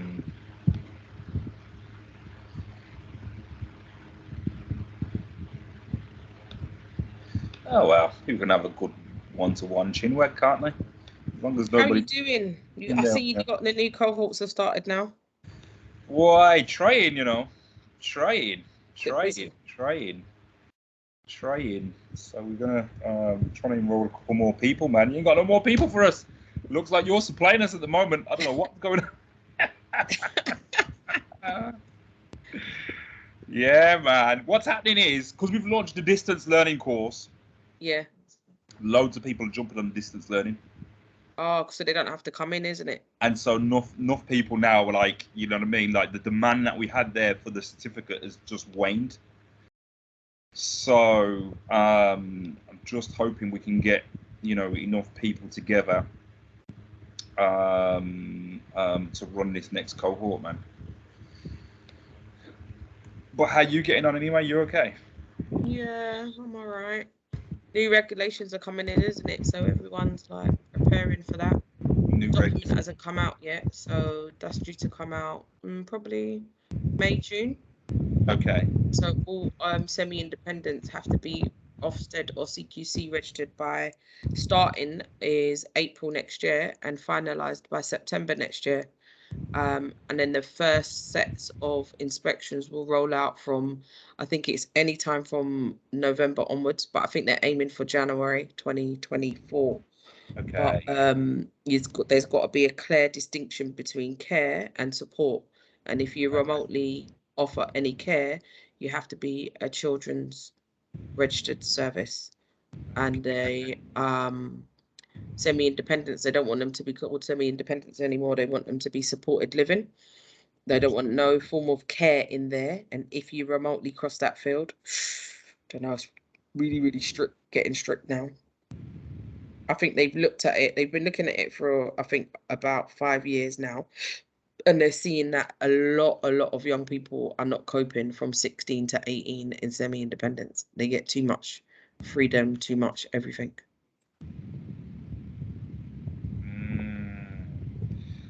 Interesting. Yeah. So I just think that it's making everyone more culpable and accountable. And apparently it's going to be more directive with services, like they're not going to be able to. I think this is meant to cut out the long waiting lists, and everybody's going to be allocated a certain amount of support services for children. So I don't think they'll be able to, you know, if you're out of borough, once you get in the borough, the services are allocated to the borough. So each borough will have their own. It's supposed to, you know, that it talks a good one at the minute on paper, and because there's no documents yet. When you look online, it's very vague. But they said the draft's coming out in this summer now. So on paper, it's meant to make services and in children's services more directive and more collaborative, because, you know, when they're moving from borough to borough or state to state, things collapse a lot. That's right. And then you have to start all over again. So I think they're trying to cut out that middle ground of that nonsense. So the services move over and they just transition from one service to the other service, borough to borough. Because we have a few that are even from like Scotland and stuff, and if they've got CAMs, they don't want to transfer their services over. You have to start the process all over again. So by the time you start the process, you know how damaging that can be to a young person.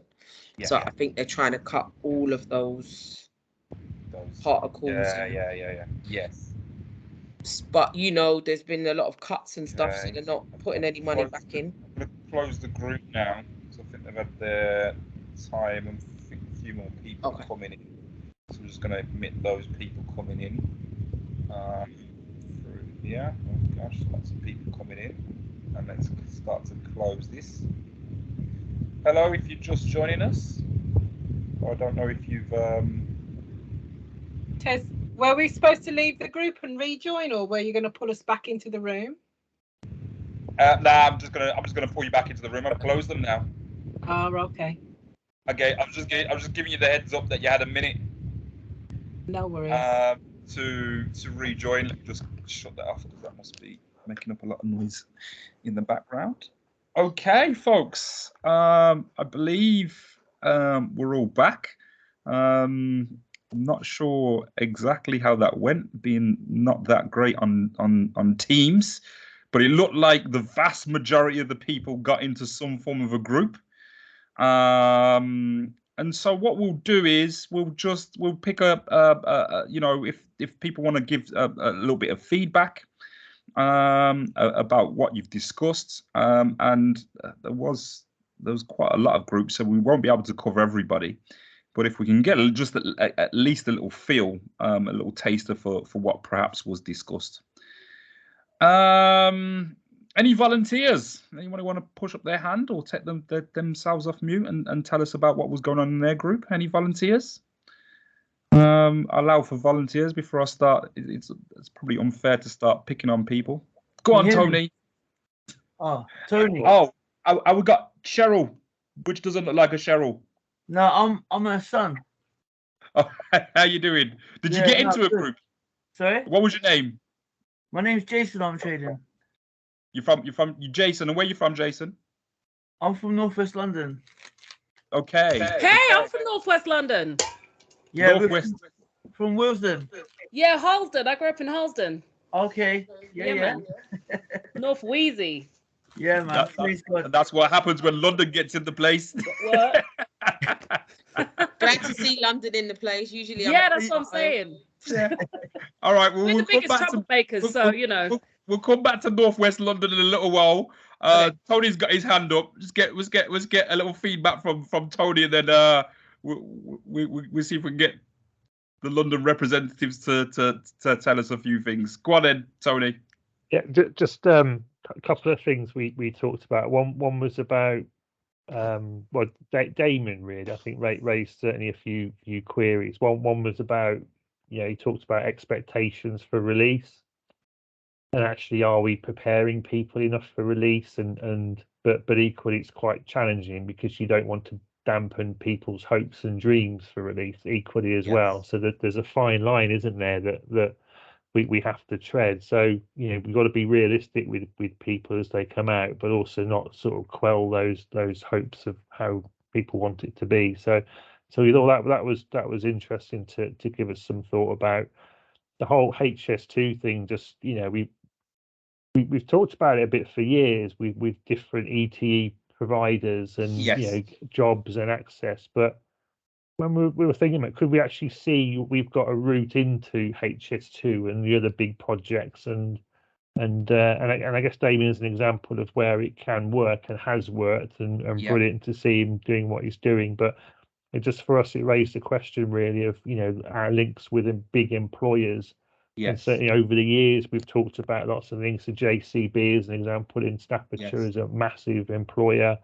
I think Timpson's at some point had a sort of ex-offender scheme, didn't they? I think with training, but are they around? And we just we weren't sure, to be honest. So clearly they're there and they're recruiting, but are we accessing them through our ETE providers at the moment? So that was a query. And then we sort of settled on actually that issue of, we sort of reminisced a little bit, I suppose, if some years ago where we used to put people onto forklift licenses and CSC cards, and it sort of ticked a box and an outcome, but the so what? What happens with that? Because you couldn't get a forklift job because you didn't have the experience, but you had the certificates. It became a little bit meaningless, and that sort of could we create then opportunities for people to get the experience, get the qualification, get the experience, and then hopefully move actually into a paid role. So there was something around sort of work experience as well, really, as much as the availability of that.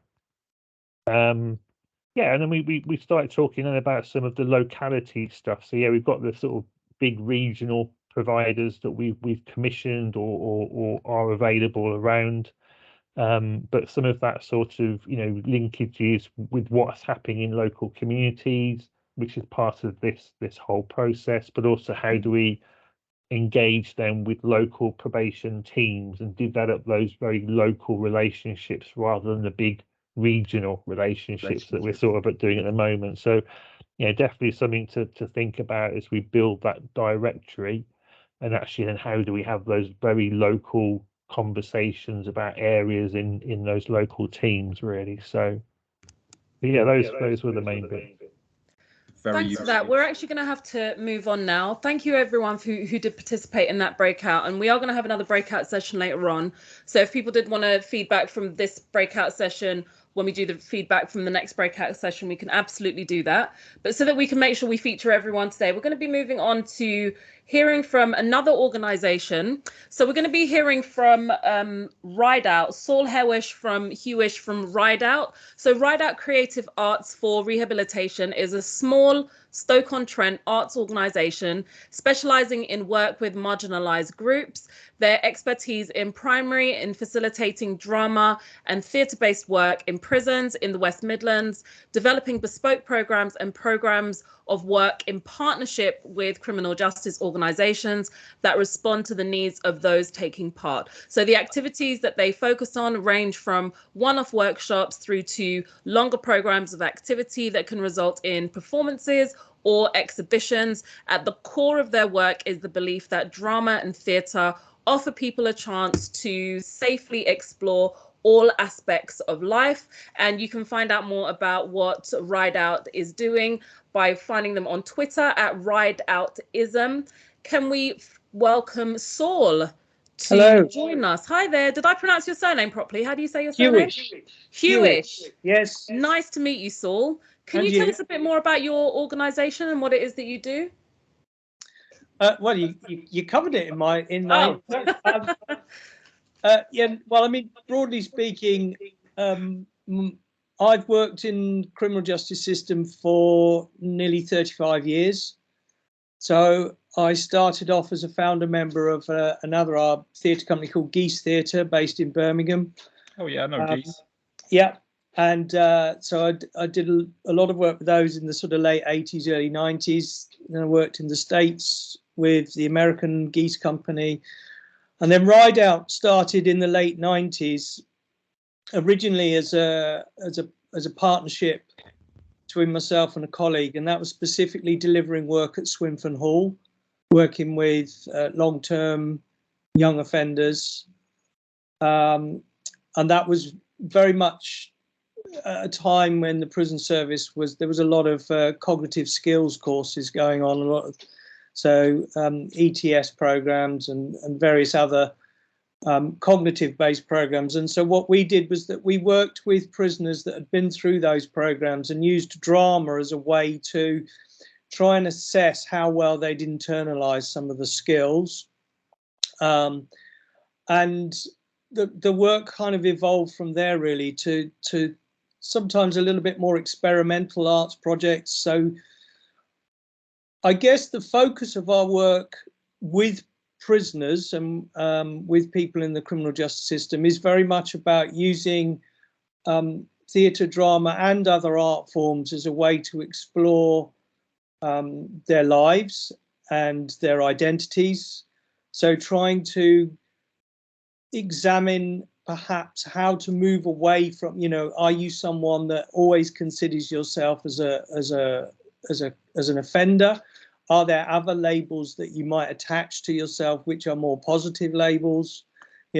Expanding their abilities to be creative, not necessarily with a view that everybody has to go off and become an artist or an actor, but it's much more to do with that sense of kind of really figuring out different possibilities for the future. And then I guess in terms of being in Stoke, over the last 2 or 3 years, well, particularly prior to the pandemic, but also during the pandemic as well, we've done quite a lot of work with an organisation called Voices. Voices, they coordinate all of the services for people with multiple disadvantage within the city, particularly working with people sleeping rough. I'm just taking part in this. Can we please unmute our mics? Sorry about that, Saul.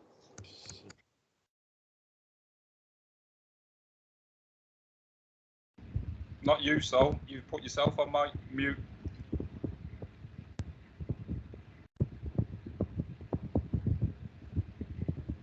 So you've put yourself on mute. Can you just take yourself off mute, please? Oh, sorry. Did I do that? I'll keep the cursor away. Sorry, that was me. Sorry.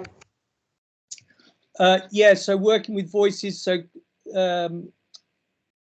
devising performances for conferences, and then subsequently bigger commissions where we created a full-scale show which was specifically about exploding myths around rough sleeping, particularly issues to do with this belief that it's a lifestyle choice, but also exploring sort of some of the backgrounds of people and kind of really trying to get to grips with addressing the reason why sometimes services fail, because they fail to either make it easy for people to engage with, or that there are particular barriers within those services which exclude people.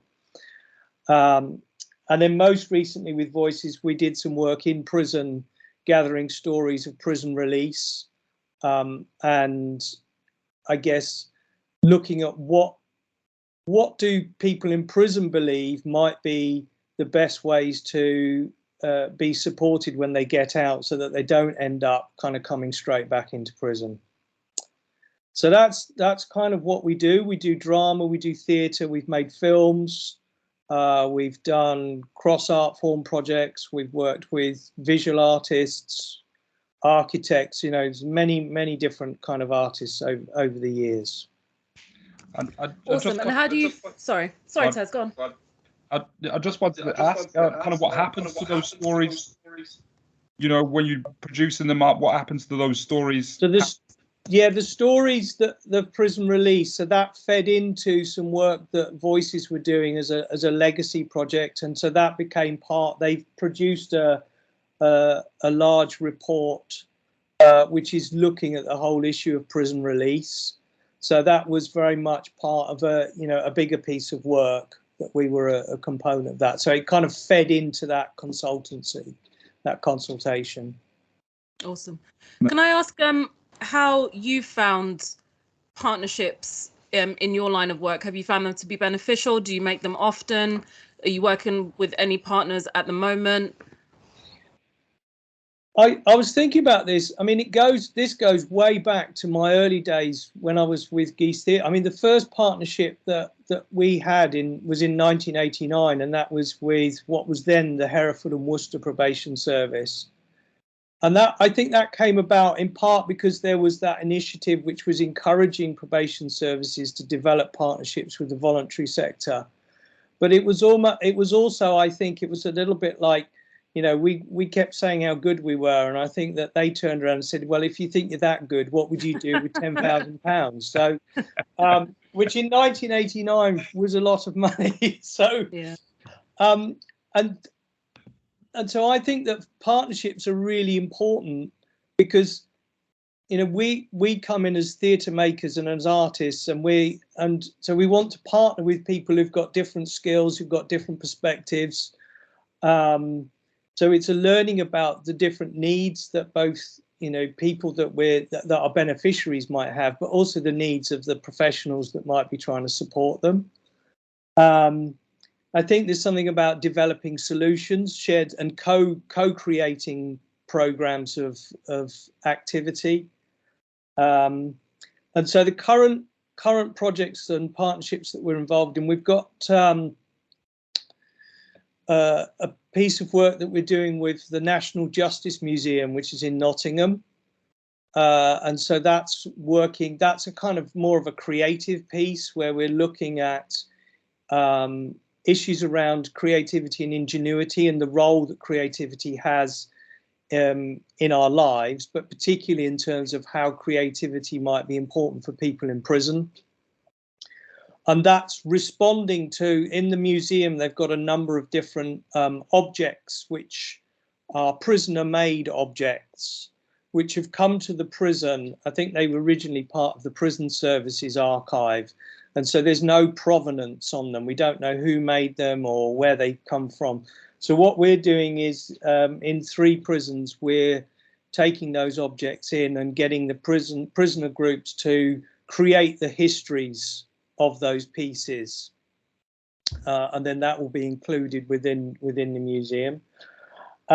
We're doing some work with, there's an organisation in Macclesfield called Just Drop In, which is a young people's mentoring and support service. So we're doing some training for volunteer mentors about engagement with young people. And also we're just about to do some workshops with Stoke Recovery Service, which is just a short series of workshops, which is looking at kind of storytelling and people in recovery sort of exploring different ways to articulate their experiences. Awesome.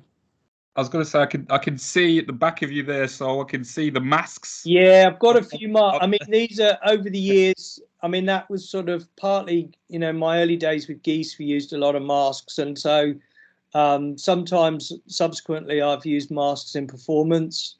So, yeah, they're all there looking down. Awesome.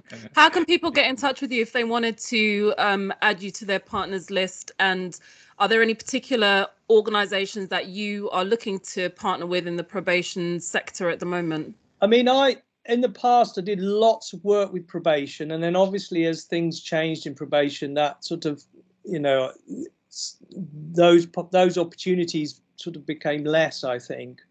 But we're based in Stoke-on-Trent. And the best way to get me is probably via my email address. Are you sort of distributing email? We'll share your contacts as well. So yeah, we've put your email. That's the best way is to get in touch. And really, I'm kind of interested. What we don't tend to do is to offer something that's necessarily sort of ongoing or that people can spot purchase. I'm much more interested in kind of developing programs of activity with partners. And often that begins with sort of ideas, and then what we do is kind of figure out, well, where are we going to get the money from to do that? So, right. Yeah. Good way round.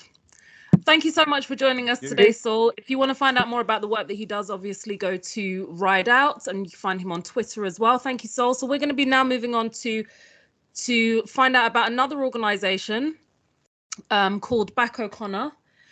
So Back O'Connor in 1998, the Back O'Connor Centre in Staffordshire has provided drug and alcohol rehabilitation. Since 1998, the Back O'Connor Centre in Staffordshire has provided drug and alcohol rehabilitation for hundreds of people from humble beginnings to an impressive portfolio of services across Staffordshire and Stoke-on-Trent. They pride themselves on providing excellent person-centred care for all of their service users, whether through inpatient detoxification, residential rehabilitation, semi-independent recovery housing, recovery services in the community, or a combination of all of these services. Several of their staff have personal lived experience of substance misuse and addiction and are proud to employ a diverse team which showcases just what is possible for their service users. They produce some of the highest long-term outcomes in the country, working with celebrities to politicians and thousands of people who have been through their services. They also work extremely closely with their sister organisation, the O'Connor Gateway Trust, to provide ETE for people in abstinence recovery, with access to volunteering, training, qualifications, employment, and other social activities at their social enterprise, Langan's Tea Rooms. And you can find out more about that at www.langanstearooms.co.uk and through their Recovery Academy. So from Back O'Connor, we are going to be hearing from Donna Meredith. Hello. Donna, hi. Hi, Leah. Thank you for that. You've been with us the whole time. I saw you at the beginning. Yes, I have been. I've had to disappear every time the doorbell goes and then pop back on again. But yeah, I have been in. It's just a really nice opportunity. I think we've all kind of lost some of this a bit, and it might be on screen, but the opportunity to meet with others again, isn't it? And just connect and touch base and see who's out there. And we're all working with some of the same people, aren't we? So it's good to do. So thanks for the introduction. As Leah said, I'm Donna. I am the one of the directors at Back O'Connor. And I'll just give you a bit of background to the one organisation, but then I'll focus on kind of the charity bit and what we do there in terms of our service users. So the BAC actually stands for Burton Addiction Centre, which is what it was originally back in 1998. So that tells you where it is. It's in Burton-on-Trent, and it was set up originally as a rehabilitation centre for people with drug and alcohol dependency concerns and issues. So it's kind of grown from there, really, very much been led by our service users and what their needs are. So from that, we've now have a detox unit that does inpatient detox as well on site. We've kind of developed, the feedback really was that people felt that you do detox, you do rehab, and it's a lovely bubble. And, you know, we're really doing, some people are doing really hard work in there to address trauma, adverse childhood experiences, working really hard to get into recovery. And then there was a cliff edge and people just fell off it. And listening to sort of Damien's story earlier, you know, it's very, people face additional barriers, don't they, when they've got a bit of a history sometimes, and I think, or career gaps.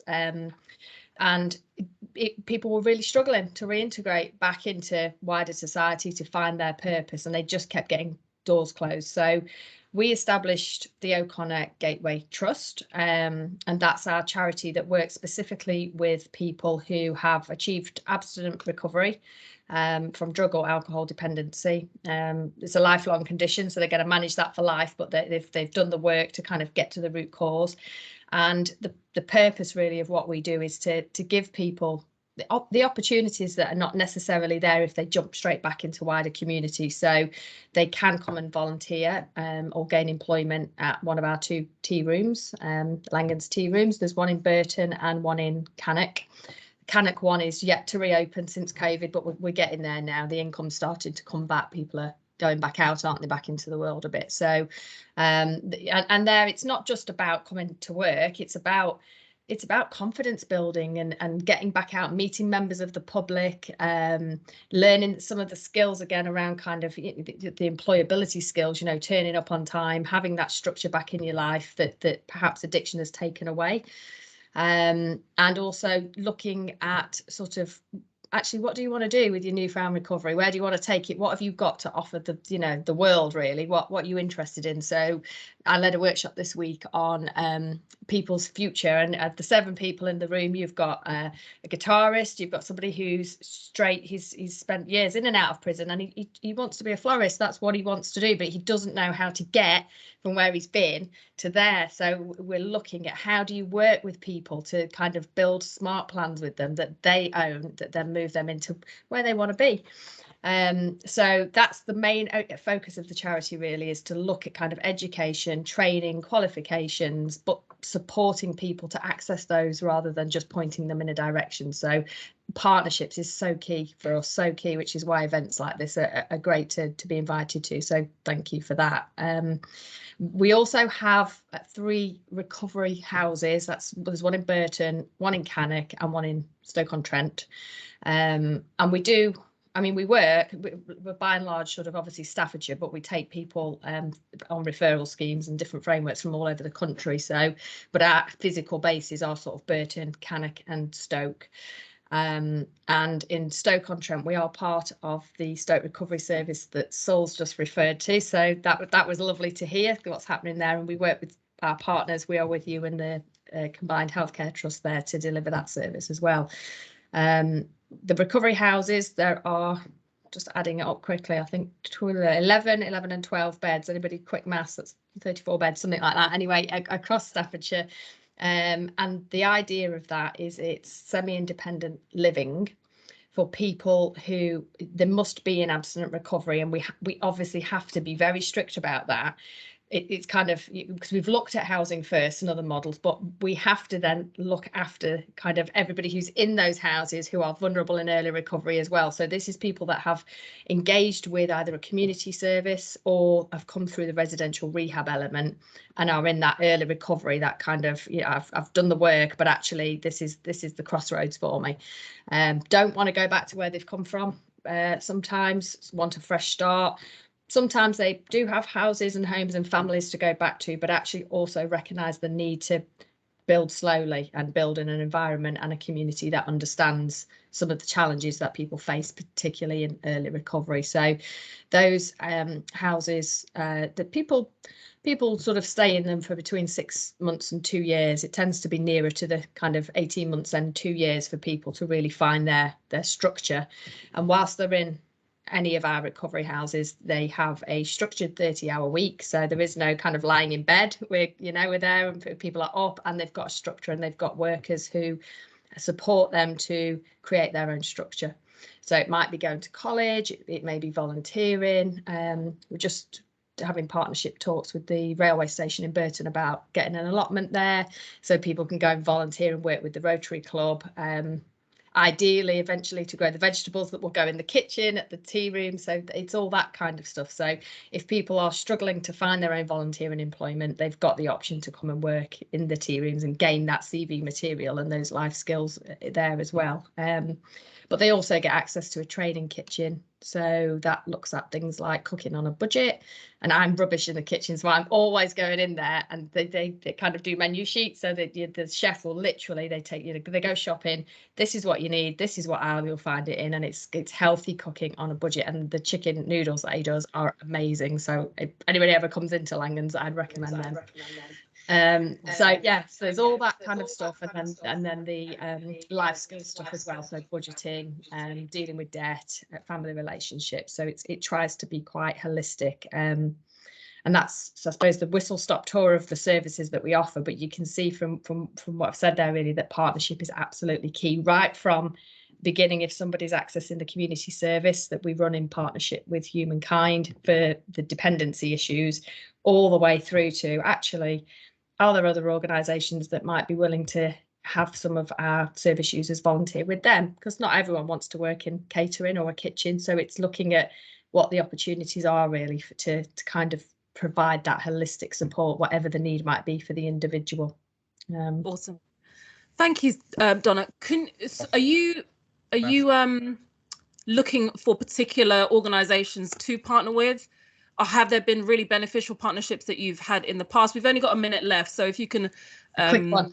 Yeah. Yes, please. Thank you. Yeah, we've got great relationships. We have it locally with kind of the housing associations, police, other voluntary sector. But I think it was Saul that said that the last couple of years have been a challenge for everybody. So I think we feel like everybody's got a bit insular. There's been COVID, there's been cuts to so many services that I think we're almost at that point where we're saying we need to start re-exploring this, and particularly with probation as well, kind of what the potential is there. We've got recovery houses, we've got employment opportunities. Yes, we're specific to substance misuse, but there's opportunities to look at and discuss what else there might be. But also, you know, as you've just heard from Ride Out, that kind of partnership where Ride Out will come in and deliver something for our clients. So just really keen to chat and see who's out there, and see how we might be able to work together to benefit mutual service users. Awesome. Tez, do you have any questions before we sorry, probably going to drift a little bit over. I know we're a little bit behind schedule, but I'm sure we can make up some time with the next case study and breakout. I just wanted to ask about the tea rooms.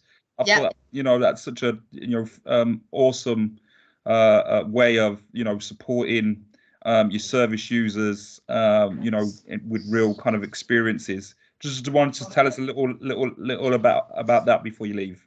Yeah, that's one of my favourite bits. So I'm glad you've asked, because my physical office is in the rehab unit, and I love being there and amongst the clients, and people are coming in, sometimes very ill, very nervous. But the tea rooms, which is a 5-minute walk up the road from the rehab, that's amazing, because I go in and you see, it's like just seeing somebody's light has been switched back on. You know, they're out, they're working with it. We have the local there's an older ladies knitting club called Bitch and Stitch, and they come in and they're mixing with all the clients, and it's just it's just fabulous, because I know how scared some of these people look. A little bit scary to others, and actually they're terrified. They're like, hide me in the kitchen, I don't want to be out front. So I'm terrified. So I love that bit, because that's where they really do get the opportunity to feel part of something, and start to use their skills, build their confidence. We do social events there, we have karaoke nights, so there's other things that we do for service users as well, but it's a really safe environment for them to mix with everybody from Burton, and Burton are really supportive of us, and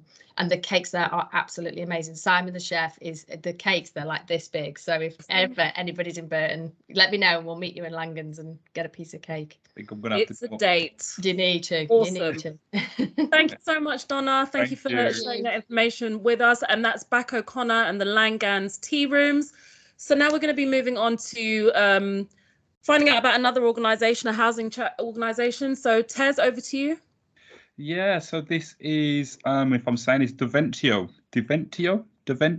That's right. Deventio Housing Trust, which is a registered social landlord providing housing support, employability services to people facing homelessness across Staffordshire, Derby and the North East. They offer safe and secure accommodation and intensive house management to support people to look after their health and well-being, develop independent living skills, and ultimately reduce the risk of them facing homelessness again. So I believe we have Jackie Carpenter, who's going to be, and I believe you got a little bit of a presentation, Jackie. I have. I'm hoping that it will be there for me to speak to. Yeah, no worries. I can. It doesn't matter if not. Oh yeah. Can you see the slides? Yeah, just give me the nod when you want me to switch. Lovely. Well, that is one of the people who's really benefited from what we do at Deventio. So you can move on to the next slide. I just love his grin, really. So, yeah. But yeah, our mission really is that we will do more than be just like a normal housing provider. We're a registered provider, but we do try and go the extra mile. We do try and be person-led and understand individuals. Everyone's an individual. We don't try and fit people in pigeonholes. We try and do the right things in the right way. We try new ideas, and we're quite agile. We just get on and do stuff. So if you want to move on to the next slide. Yeah. We started in Derby. This is another person that we've helped through our services. We started in Derby with the temporary winter night shelter in winter 2003. and we've been going since then. We don't have any much property that we own ourselves. Mostly it's private rented sector leasing, which is a fabulous model because it means we're not in a building where everyone points at it and goes, oh, that's where the homeless people live. It's everybody just lives in a normal house on a normal street. So it might be a terrace house here, it might be a flat in a block or in a little estate over there. You get one house on a street, so you don't get any of those problems that people get when everyone's clumped together. It really gives people a chance to be in the kind of situations they're going to be in when they get rehoused permanently. So that's great. We've got about 600 units in a dozen local authorities. Most of it is shared, almost all of it's shared. In Staffordshire, 160 people last year were helped. And we've got properties in the towns. So in Burton, Cannock, Stafford and Tamworth. So we've got most property in Burton and Stafford, where we've got about 30 units, and at about sort of 12 to 15 in Cannock and Tamworth. So that's where we are. If you want to move on to the next slide.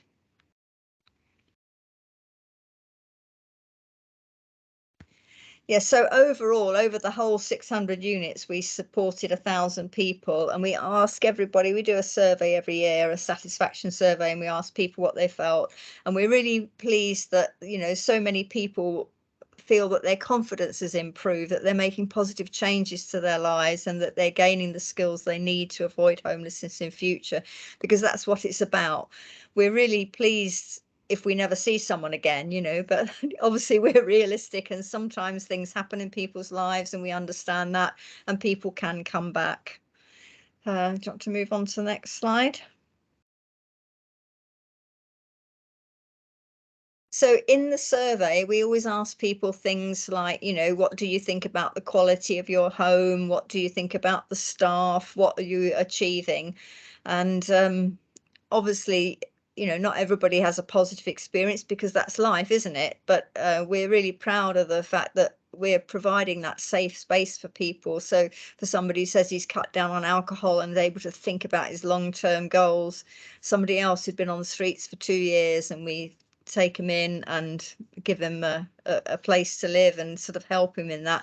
Just as an aside, we had somebody, this wasn't in Staffordshire, it was in Derby, but originally he spent the first few weeks sleeping on the floor beside the bed, because he was not able to sleep on a bed. It just wasn't comfortable for him, because he'd been so used to sleeping on a hard surface.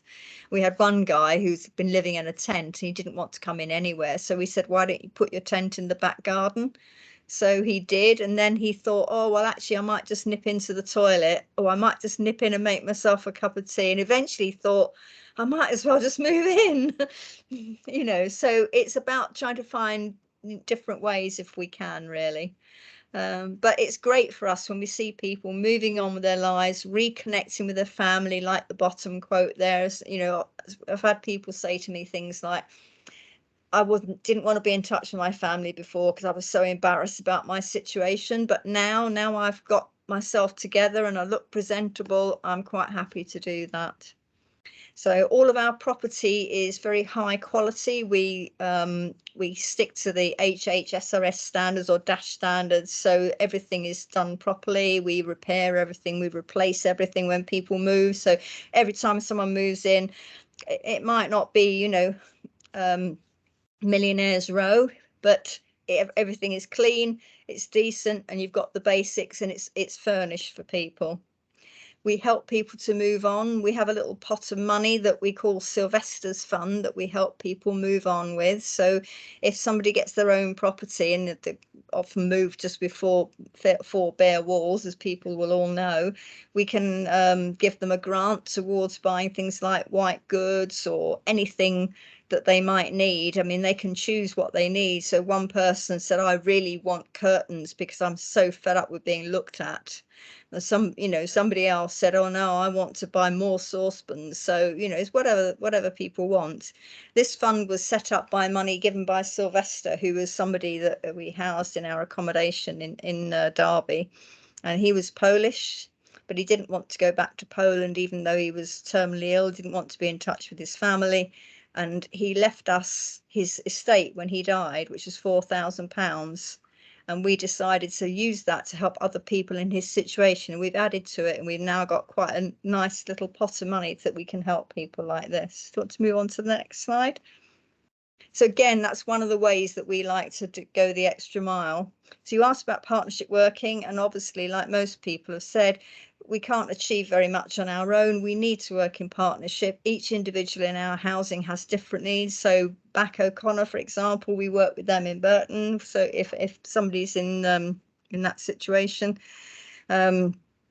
we work with probation, we work with whoever it is that the individual needs, whatever services it is that they need, we work with those services. So it's not so much about formal partnership agreements in certainly in Staffordshire. It's much more about for an individual, we work with all the agencies. We have good referral links, but we'd be happy to get more referral links. So if you know anybody who needs housing, then we take most of our referrals through the council, just because it's much simpler for Housing Options to coordinate everything. So, but you know, people can go to the council and say, oh, I've heard about Daventio, can you refer me to them? We are in formal delivery partnerships in Derby and Derbyshire, where we do our employability services. We're not doing that in Staffordshire because the West and the East Midlands are very different. So as you'll appreciate, that's the way it works. But yeah, we're always very open. I'll just put that in to show that we are open to partnership working, very happy to do partnership working, and it often benefits both organisations or all the organisations involved. So do you want to move on to the next one for me, please? The last one. That's just how you can refer direct to our referrals email. So it's fairly simple, and for any area, this is the same thing. We've got a form on our website, and we often get people say, hello, my name's Jackie and I'm homeless, can you help me? You know, and send in. So people refer themselves. A professional might get in touch and say, you know, oh, I'd like to refer so and so, and here's the form. So yeah, anything anyone wants to know, please just get in touch. And any questions? Yeah, thank you for I've that. been burbling really in a very unfocused way, but no. I must say, obviously, when we've been obviously looking for organisations and looking for housing providers, and your organisation jumped straight out as an organisation that is, you know, really person centered in your approach, and you know, are really led by your service users. So, you know, thank you very much for the great work that it is that you do, and that came across really well in your presentation, and certainly around, you know, just the innovative kind of ways as well that you're managing to operate, not necessarily holding stock, and you know, making sure that you are addressing, you know, some of society's kind of, you know, issues around homelessness as well. So yeah, you know, that's a massive credit to you and your organisation, really. So thank you. We can't fix anybody. I can't fix you. I can't fix anybody. Nobody can fix me. But we can be there to help create the circumstances that allow the person to fix themselves. Yes. Then it lasts, doesn't it? Exactly. Work with people, not on them. Awesome. Thank you so much, Jackie. Thank you. That was a great presentation, very comprehensive as well. And the work that you're doing is great also. Okay. So we're going to be moving on now. Tez, do you want to introduce our next speaker? Organisation? Yeah. Thank you. So we've now got Cash and Communities Against Crimes of Hate, and they are a registered charity that are working across Staffordshire for about 15 years. Initially set up to support people exploring hate crime and hate incidents, and they take a more of a proactive approach to tackling hate crime by delivering education and awareness training. I know they've got a bit of a presentation, so I'm not going to talk to you too much about them. I don't want to take away from their presentation. So I believe we've got Anna. You have indeed. Hello. Hello. How are you? I'm good, thank you. Thanks very much for giving us this opportunity, and I've really enjoyed the presentations that I've that I've seen since I've been here. Lovely to see Donna again after about 10 years as well. Excellent, and a place of reconnection as well. I love that. Isn't it wonderful? Yeah. But no, it's all been really positive so far. So I hope I'm not going to make everyone miserable talking about hate crime now. Because we're doing proactive stuff now, hopefully we can steer clear of the really miserable things and start from scratch. So yeah, if you have got my presentation, that will just sort of help remind me what I'm meant to be saying. Yeah, you go on to the next one, that's fine. Basically, just to give you a bit of a sort of an oversight as to who Catch are, as you rightly say, we're a Staffordshire-based registered charity. Been working in Staffordshire for donkey's years, predates my employment with them, which has now been about 11 or 12 years. We've got a trustee board made up of all sorts of experts about who know things about hate crime, equality and diversity. I think between us we've got over 60 years worth of experience of that sort of a arena that we work in, and we work across, well, nationwide really. We've been focused in the West Midlands most recently, but we're not going to allow geography to bind us to specific areas. As you said, now our focus really is to sort of proactively challenge hate crime. It's no longer just about reacting when we get reports, and we do that in 4 different ways: the education, training, awareness, and through consultancy. I've just got a couple of slides for each of them, just to give you a little bit of a better idea about what we do. Want to go on to the next one? So the education work that we do is it's all interactive, it's all engaging, and it's challenging as well for young people. We deliver to people from the age of 7 upwards. So that really is from primary school all the way through to college and universities. And obviously we talk to the adults also, which I'll tell you a little bit more about in our awareness slide. When we do work in primary schools, obviously everything's in like a classroom-based environment. Everything's very interactive, hands-on. When you get later on in high school, that becomes a bit more challenging, partly because of the size of the schools. So we might do assemblies and provide some resources for the tutors to go away and do a bit more sort of one-to-one work with if they need that. And also working in colleges and universities as well, usually around a very sort of relevant topic. So public service students, for example, will have a particular interest in hate crime because that's something they're going to be coming across in the future. And also quite recently just sort of developed our work in special needs schools, social, emotional, mental health school environments as well, which is going down a treat. We've got some really good feedback from that. And we're also not scared of pupil referral units as well. I know some people can be. We're not. We're happy to go in there and be talking to those youngsters. We've got volunteers who come along and share their personal experiences of hate crime too, which can really sort of add to the impact of what's being delivered there.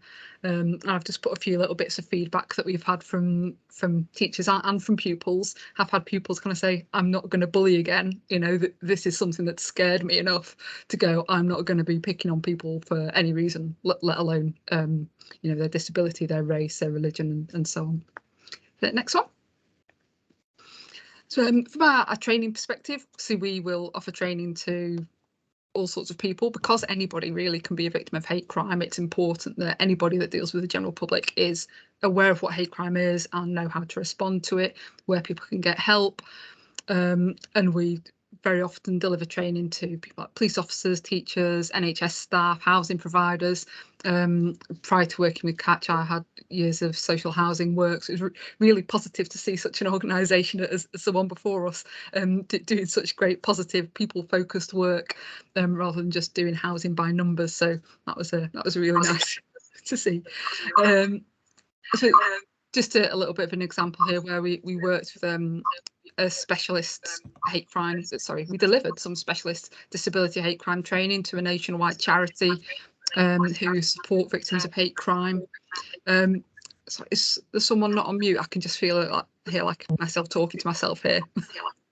Yeah, if everyone could just turn themselves on mute, please. So I get really distracted when I can hear I know.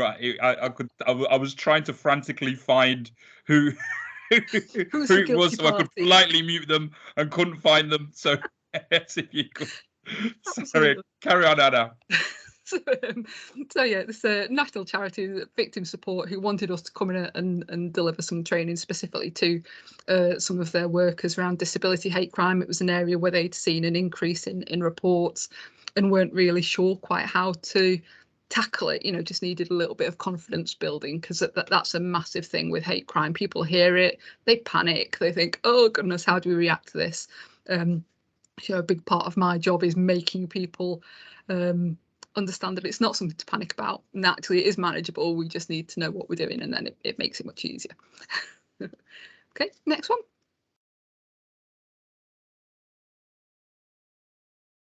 Or the anticipation. There we go. Sort of the awareness stuff. This is really where we don't want to go to like a residents group or a community group and say, we're going to train you about what hate crime is and what matters, what doesn't. So we sort of label it as awareness instead. And that's because people need to know what hate crime is. They need to recognise it. If it's seen in our communities, the quote at the bottom there is from this lovely women's group we met in Stafford. It was just before COVID. And they were absolutely baffled. They didn't know that hate crime happened in Stafford, and they responded in such an amazingly positive way. It was incredible, because you don't want people to think that it doesn't happen. Just because it doesn't happen to them doesn't mean that it's not something affecting our communities.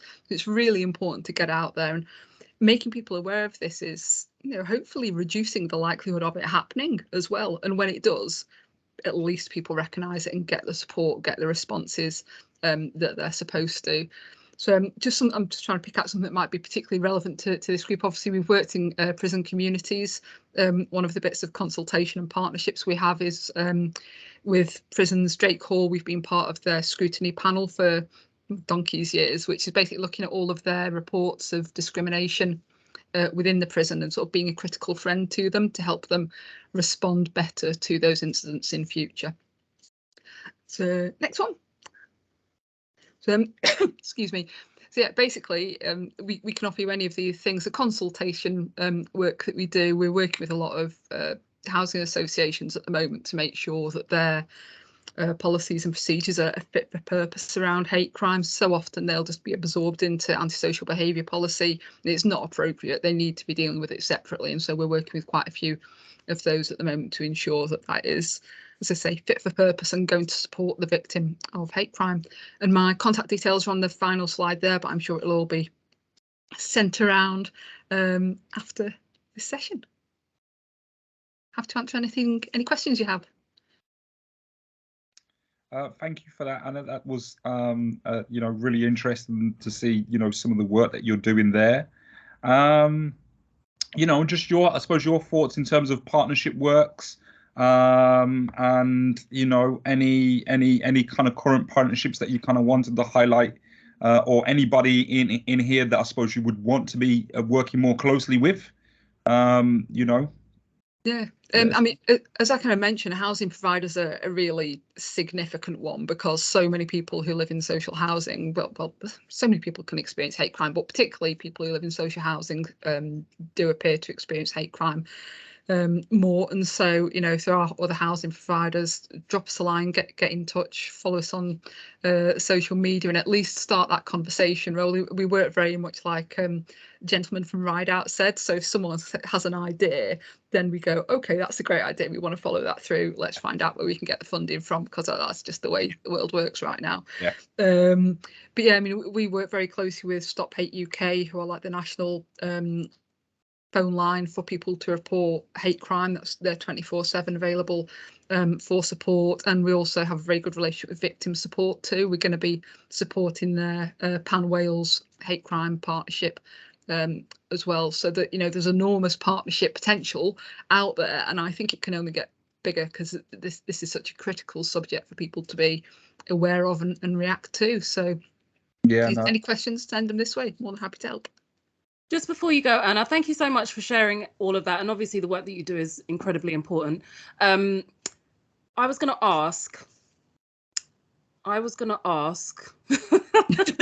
question's gone out of my head. Oh, the cheek of it. It was such a good question as well. So you just hate when that happens. Oh, no, that's what I was going to ask. I was going to ask, can you think back to success stories? Because I think, I'm well aware that most organisations that are listening to this now and the service providers know the benefits of partnership, but I think some of them might just need to be pushed over the edge a little bit to maybe, pursue partnerships a bit more. And it's good to hear success stories in order for that to happen. So can you share with us any, just briefly, because we've got a couple of minutes left, if you can just share with us a success story that you've had when you have partnered with another organisation that's, you know, created a real impactful situation for a service user, that would be awesome. Yeah, I mean, obviously, quite a lot of the real sort of impactful stuff, it goes back to when we were able to offer support. We no longer have the funding for that element of the service. So, you know, it has been when people have not felt confident enough to report to the police. We had a gentleman who was a Roman Catholic priest, had come to the UK fleeing communist Poland, where he wasn't free to express his faith. He came to the UK, and the only experience he'd ever had of law enforcement were the Polish militia, so the very people he was fleeing from. He came here, moved in opposite a guy who hated the fact he was from Poland. So he'd moved from one situation where he was just constantly getting abused to another, where he was just, you know, and he had nowhere to get any help from. He was absolutely isolated. This guy was shouting, go back to Poland in Polish. This guy learnt enough Polish to be able to make sure that communication was really, really clear. They were putting feces on his front door. It was really a very targeted, very unpleasant situation, and he was never going to go to the police. So we worked and supported this gentleman for months. We saw him every week, getting all the evidence that we could, and eventually went to the police with him. We warned the police that we were going to be coming, so they knew that they needed a Polish translator, and their response to that was fantastic.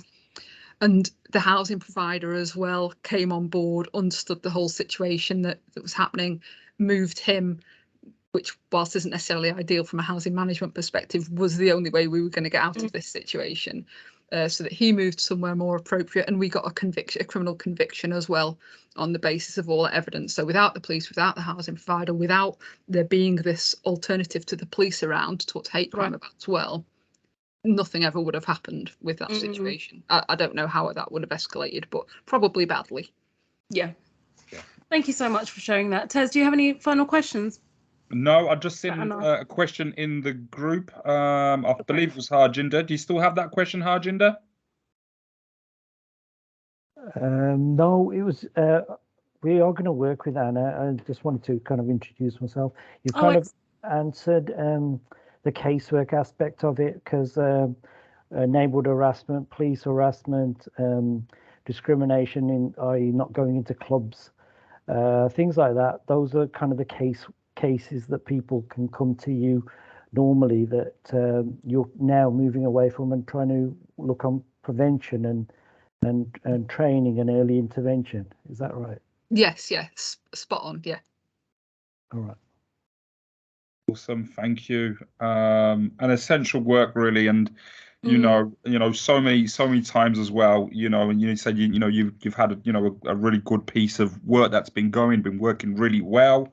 And then it isn't funded anymore, so we've got to kind of drop that service and try and innovate. And this is oftentimes the situations that we find ourselves in as VCSE organizations.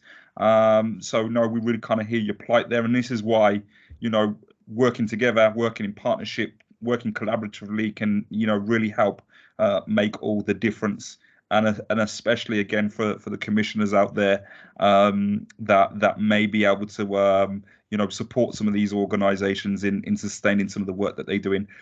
Great job, Anna. Thank you very much. Thank you for your Thanks presentation. We're now going to move to our next guest. So we're going to bring in another case study, which is Gary Williams. I hesitated there, Gary, because I was thinking, is it Williams? It is Gary Williams. So Gary, we're going to have another story, just to have a look again at lived experience of coming through the criminal justice system, and really get some of Gary's take on perspectives and some of the work that he's doing now. So, in fact, let me just switch the slide so that is there. Okay. So thanks for joining us, Gary. You okay? Yeah, I'm okay, thank you. Good. Again, another a person that I've met through our training courses, who is on one of our working with gangs and youth violence program. Currently training to become an accredited certified level 3 practitioner around this particular agenda. So just tell us a little bit, Gary, about your backstory.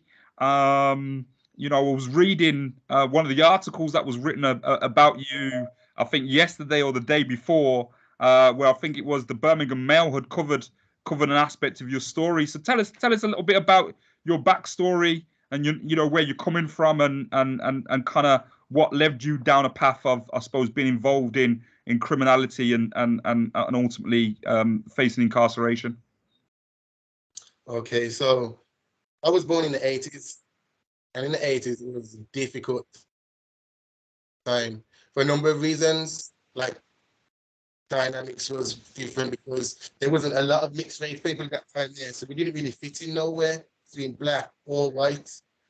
Interesting. And then my mum and dad, one was a drug addict and one was an alcoholic. So from the beginning, my life was very chaotic.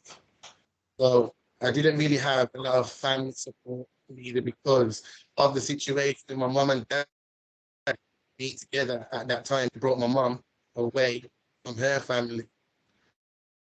And then that led into all sorts of different stuff, like prostitution, drugs, alcohol. That was my mum's lifestyle due to these choices she made. I lived with my mum. My mum had me on, she was like a single parent from I was 4 years old. And then from there, I just had a traumatic time, basically. Physical abuse, you know, like neglect, and all of those things. And then by the time I was 8, my mum took me to London. One day she come into my bedroom, said, Gary, quick, go. I said, go where? She said, just come on, go. So then she took me in a taxi. I went to the taxi, fell asleep, and I woke up. And when I woke up, I was in London, and my mum told me this is now where we live. Right. From then, there was a lot more traumatic experiences. I was exposed to a lot more stuff. So from then, from about 8 years old, 9 years old, my mum was always at work. So when I used to go to school and come back, my mum wasn't there. I used to have babysitters originally, but I used to not get along with them, so I couldn't have them for long. I was just naughty. My mum was very there, so then I started to hang with the wrong people outside and started committing petty crime. Started like stealing stuff, in bikes, and then just progressed. Knife crime, robbery, knives.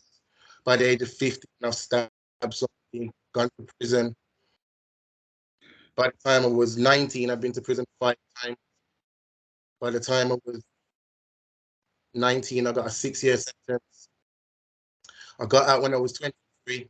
And when I was 25, I went back and got an IPP, which is effectively a life sentence at a minimum of 7 years. I'd done that, come out when I was 35. And then since then, I started to make changes. Gary, I just want to the connection isn't so great at the moment. No, it keeps on jumping. Yeah, so we're picking up. I mean, we are, you know, it's a powerful story. So we are getting it in bits and pieces. We are hearing you, but it's just the connectivity just isn't great. So just want to, you know, I suppose kind of like, you know, fast forward to, I suppose, the point where really, you know, your offence, you know, how long you get going into prison, and then just go straight into, I suppose, your kind of transition as well, kind of coming out of prison, possibly obviously working with probation and organisations, voluntary organisations to come. Can you switch yourselves on mute, please? Okay. Gary? Yeah. Hi, Gary, it's Leah. How are you? Yeah. You're right. Hello, you okay? Yeah, man. You know what I was actually going to ask? Just because you went in and out 5 times by the time you were 19, can you just speak to how effective you felt probation was during that time? Because to me, it just seems obvious that if probation was a bit more effective, that would probably have been prevented to a degree. Would you agree with that? I would definitely agree. What I found when I was young, the first time I got arrested and went to prison, it was like every time I got in trouble and got out, there was no real support. There was no like asking me about what I'd done, why I did what I did. There was never no investigation into me personally. I was a troubled kid. I had a lot of issues, and no one ever asked me about my issues. It was always on what I do, what I do. And the thing was, I would get arrested, and maybe I didn't really do that because my friends are with me or whatever it is, but I can't out of that because the way the police would operate, so if they don't want to help my friends as well and still don't want to help me, so it's like I didn't really have any way of explaining what was happening inside my head to everyone because I always felt I was going to get in more trouble. Help. Even felt like I'm going to get in trouble for that because that's all it ever seemed to be because it was always like the system was against me. That's how I felt. So when I used to go to probation, it was as simple as I go to probation and say, how are you? I'm saying, I'm okay. Still living in the same address. Yeah, still in the same address. Is anything going on? Like, no. And I would say no because what happened was in the past, when I told them some things was emotional, I was a bit distressed, I'd have an argument with my girlfriend. They would write these things down in a report, but I'd never know. But then when I went to prison later on, they'd write down has emotional issues, relationships, so they would write it down in a totally different way to what I said. Because all I did was explain a bare minimum of something, and it filled in context to it, which then made it hard for me, especially for my IPP. It made it really hard to get released because through me to divulge little bits of information, it created lots of risk factors. So it was based on risk factors to get me released. I was a lot of distrust built. Yeah. Appreciate again, Gary. You know, we're getting bits and drabs, and you know, I obviously know you personally. You're very passionate about this subject. You could talk, you know, a lot more, you know, about you know the support that needs to be put in place, and you know, you are at the moment as well. You know, are effective in terms of you know delivering mentoring. Support to other young people right about now. I know you're working with an organisation within Warsaw called RU, who are really you know putting you in the position when you're going into schools, delivering you know powerful workshops to other young people to try and you know support our young people to think differently, especially about getting involved in crime and whatnot. I will, you know, we will try and probably get back to you at some point to see if we can finish off aspects of your story. But I'm going to push on for now. And then I think what we'll do is we'll see if we can sort out that connection because I just think we're missing too much of that quality insight that you're offering there. Okay. So bear with us, Gary. Thank you, Gary. Thank you again, Gary. I know it's such an important story to tell, so I do want to come back to that. We do have now another little breakout session, so that will help us as well. That will give us a bit of space and time to see what we can do to get Gary back, possibly after the breakout session or a little bit later on. And we're asking the questions this time in terms of the breakout. You know, what are some of the challenges your services face when it comes to commissioning or being commissioned? So that's from both perspectives, really. So whether you're a commissioner or you're looking for commissioning, you know, tell us what some of the challenges are. And also, in terms of, you know, how can VCSEs and statutory service work together more effectively? Okay. So Tez, what we were thinking was, instead of having breakout rooms, it might be a bit more valuable to have a group discussion, and also encourage people to get into the chat and start communicating with people to kind of form those partnerships. So just to have a quick recap, so far we've heard from Tony Cuffer, which is the head of the Staffordshire Probation, Ben Adams, the Police, Fire, Crime and Commissioner. Then we've heard from Restorative Thinking, which was Leslie Parkinson. Engaged Communities Education was Ben Gibson. Then we heard from Damien, who shared his lived experience with us. We had Ride Out, Saul from Ride Out. We had Donna Meredith from Back O'Connor. We had Jackie Carpenter from Davinto. And then we had Anna from Cash. And we've just heard from Gary, and we definitely want to try and get Gary back. So if we can maybe just open up this conversation, and if you are able to raise your hand, then we can take you off mute and hear your answer to the question, because I'm not sure if the breakout previously was worked maybe the way that we thought it would. So we already, awesome. We have a hand up already. That's great. Okay, so the question again, Tez, could you read out the questions again for us? Yeah, so question number one really is about what are some of the challenges your services face when it comes to commissioning or being commissioned? And the second part of that is basically how can organisations and statutory services work together more effectively? Awesome. Can we hear from Jackie?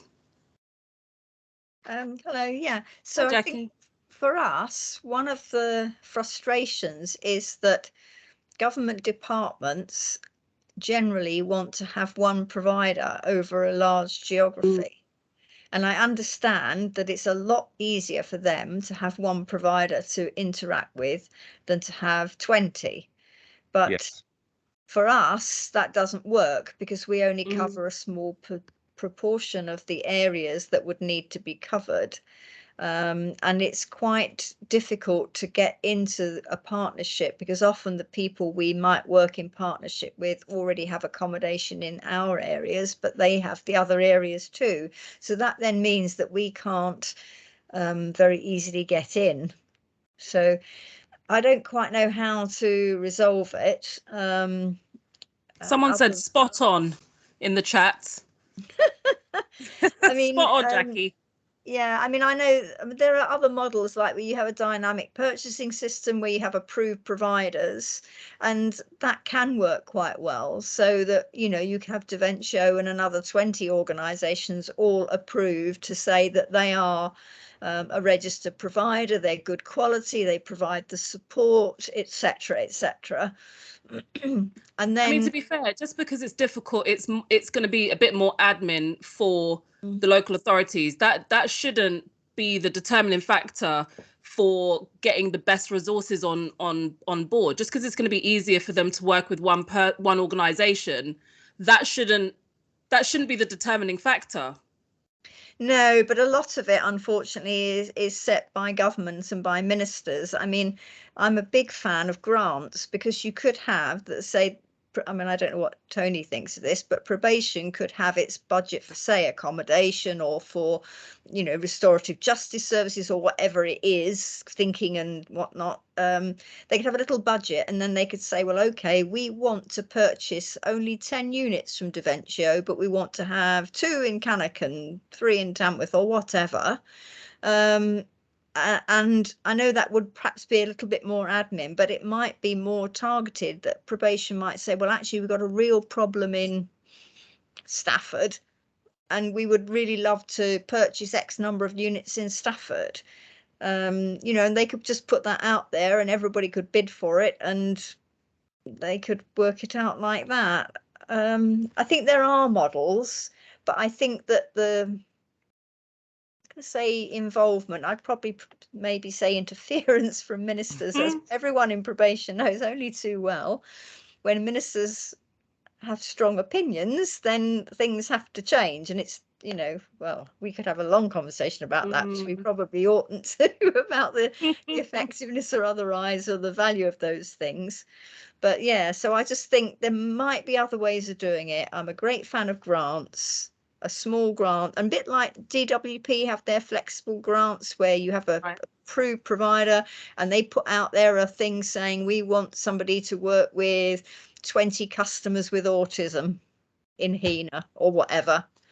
But you could do a similar thing for probation. You know, we want to have 10 units in, you know, Tamworth or what it is, turns out to be. And then whoever wants to bid for that can. Awesome. Thank you, Jackie. So we're going to hear from Cheryl, and then we're going to bring Tony on, because maybe he's going to be able to give us an actual answer on that. So Cheryl? How you doing? Hi. I'm not Cheryl. My mum is Cheryl. Basically, she's on another meeting, so she asked me to come on there and just listen to what's happening. Basically, for starters, I just want to say, yeah, it's very encouraging to see everyone, you know, and all the stuff that everyone's doing, and everyone has so much passion and cares, and I think that's really good. You know, my little brother got stabbed about 8 years ago, and he died, and I'm sorry.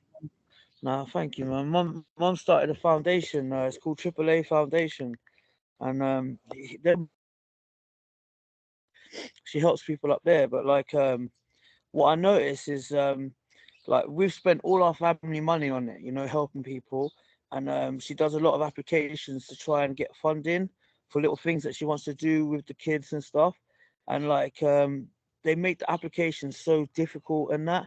And I just wanted to know, is there ways that, I mean, like, I don't know, like, is there ways that we could like, you know, help to get funding for things that are a bit easier, you know? What was your name, sorry? My name's Jason Armour Trading. Jason. Thank you, Jason. So we're going to bring on Tony now. So Tony was the guy from probation, who he was the head of probation. I remember him. Yeah, he's in Staffordshire, but maybe what the answer he gives might shed some light on your situation in down there in Northwest London, and maybe we'll be able to get you in contact with people in Northwest London that can actually help you a bit more. But thank you for that comment, Jason. No worries. So Tony, can we hear from you? Yeah, you're building me up, Leah, so I don't know if I can answer all the questions, but I'll try. Drum roll, please, everyone listen. Here's the answer. So yeah, and obviously I will share no political views one way or another either, Jackie. But just yeah, we're in a position after unification where we are commissioning lots of bigger services. So we have what's called a dynamic framework that has a number of you know, larger organisations perhaps on there, and you have to meet certain criteria to be part of the dynamic framework. And those providers then bid for various community rehabilitative services that we ask for. So things like accommodation is one of those, ETE, I think I mentioned these earlier, personal well-being, and there's a few coming online at the moment around finance benefit and debt and substance misuse and recovery. So this is kind of the approach that we have now as a unified national probation service. So this is bringing in resources into our area, which is a really positive thing. I think one of our issues before as a community rehabilitation company and then probation as a split organisation is we had lots of different things going on, and in different areas there are different approaches around commissioning or being a provider, and it was quite a complex picture really. So positively, I think we've come under as one organisation, but I think, and by all means others can jump in if they disagree, but I think it then means some of that local commissioning is where we next want to move to. So that's the potential for sort of small pots of funding or small grants that we can commission services more locally. I'm not saying that we're there yet, but that I think is the next step we want to start to explore. And that also is, you know, the pooling of budgets. So, you know, working with the police crime commissioner and actually identifying where there's some gaps and pooling some of those resources to fill the gaps. So I think it's going to take a little while to get to that sort of point where we probably need to settle still a little bit as a probation service, but I hope that's where we can move to, which might then help with some of these issues. I think of sort of the smaller local pots of funding that I think is where we want to get to, and that's why this meeting is really important as the start of that. Awesome. Thank you for that. Okay, does anyone have any final comments before we move on to our next speaker on this point?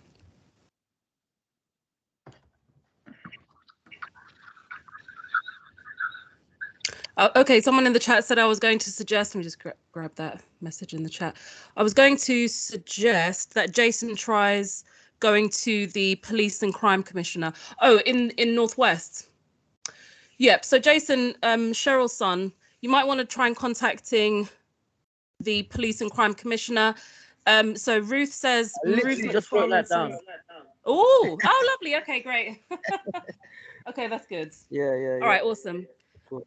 Thank you for that. Thank you for that, Ruth, and thank you for the answer there, Tony, as well. So now we're going to be moving on to our next organisation, which is Better Way Recovery, and let's find Better Way Recovery. One moment, please. Awesome. So Better Way Recovery is a unique service-led and supported by the ex-service users. They provide a safe space to go 6 days a week for people who want support with drug and alcohol problems. They offer a menu of solutions to help get the service user to where they want to be, which they facilitate via a variety of groups and one-to-one support sessions delivered by people with lived experience of addiction and now recovery. Their drop-in centre offers a friendly environment. There is only one requirement for attending. The person wants to be there, which is obviously very important.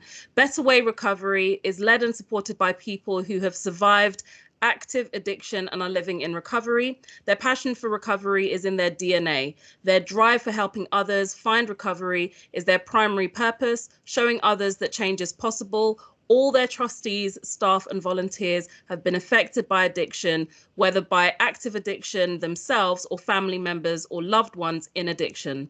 They work in partnership with many organisations and signpost or work jointly in finding recovery seekers, education, employment, training, resettlement, offender support, housing and family women and for women's and violence. So we are going to be hearing from Peter Griffith. Yeah. Hiya. Hello. Hi there. Thank you for joining us today. Thank you. So we've just given a brief recap of the organisation. Do you want to give us just a little bit of background on why the organisation got started and your part in the organisation? Yeah, thank you. I'm the founder. Started lockdown, but I came into recovery over 5 years ago.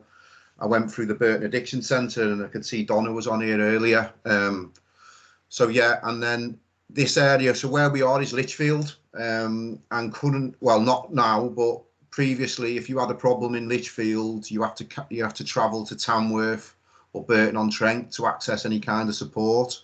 Right. Which, when you're in addiction, is extremely difficult because there's other priorities, etc., etc. So I've done a lot of outreach work here, and it was obvious that there was a need for something local. So the idea came in May 2020 when the first lockdown started. Just after that, we became a charity last year in March with trustees. We got some lottery funding, and we had to fundraise. Obviously, being a brand new charity, it's extremely difficult with no financial history to get any type of funding. So our centre, like we said, it's 6 days a week. We do outreach work. Anyone can just turn up. It's a drop-in centre as well. We do 2 support groups a day. The only requirement is you want to be here. We're not a statutory service. We're not a prescriber. But we're not against anything like that. We support people get to where they want to be. It's all done through lived experience. We're not counsellors, we're not therapists, but we're experts by our experience, like anyone is, for active addiction, but now in recovery as well.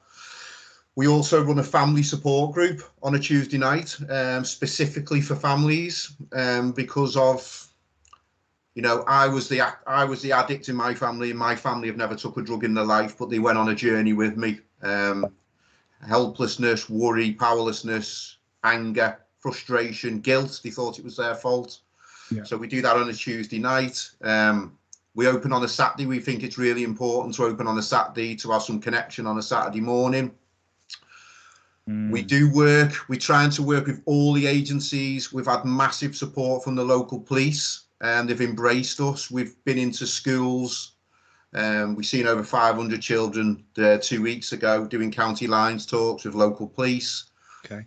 We do direct intervention work as well, where we will go in with IOM, social services, just a joint visit to speak to children about the dangers of county lines and addiction, choices made early, how it can affect the rest of the life. But primarily we're here for the person suffering an addiction.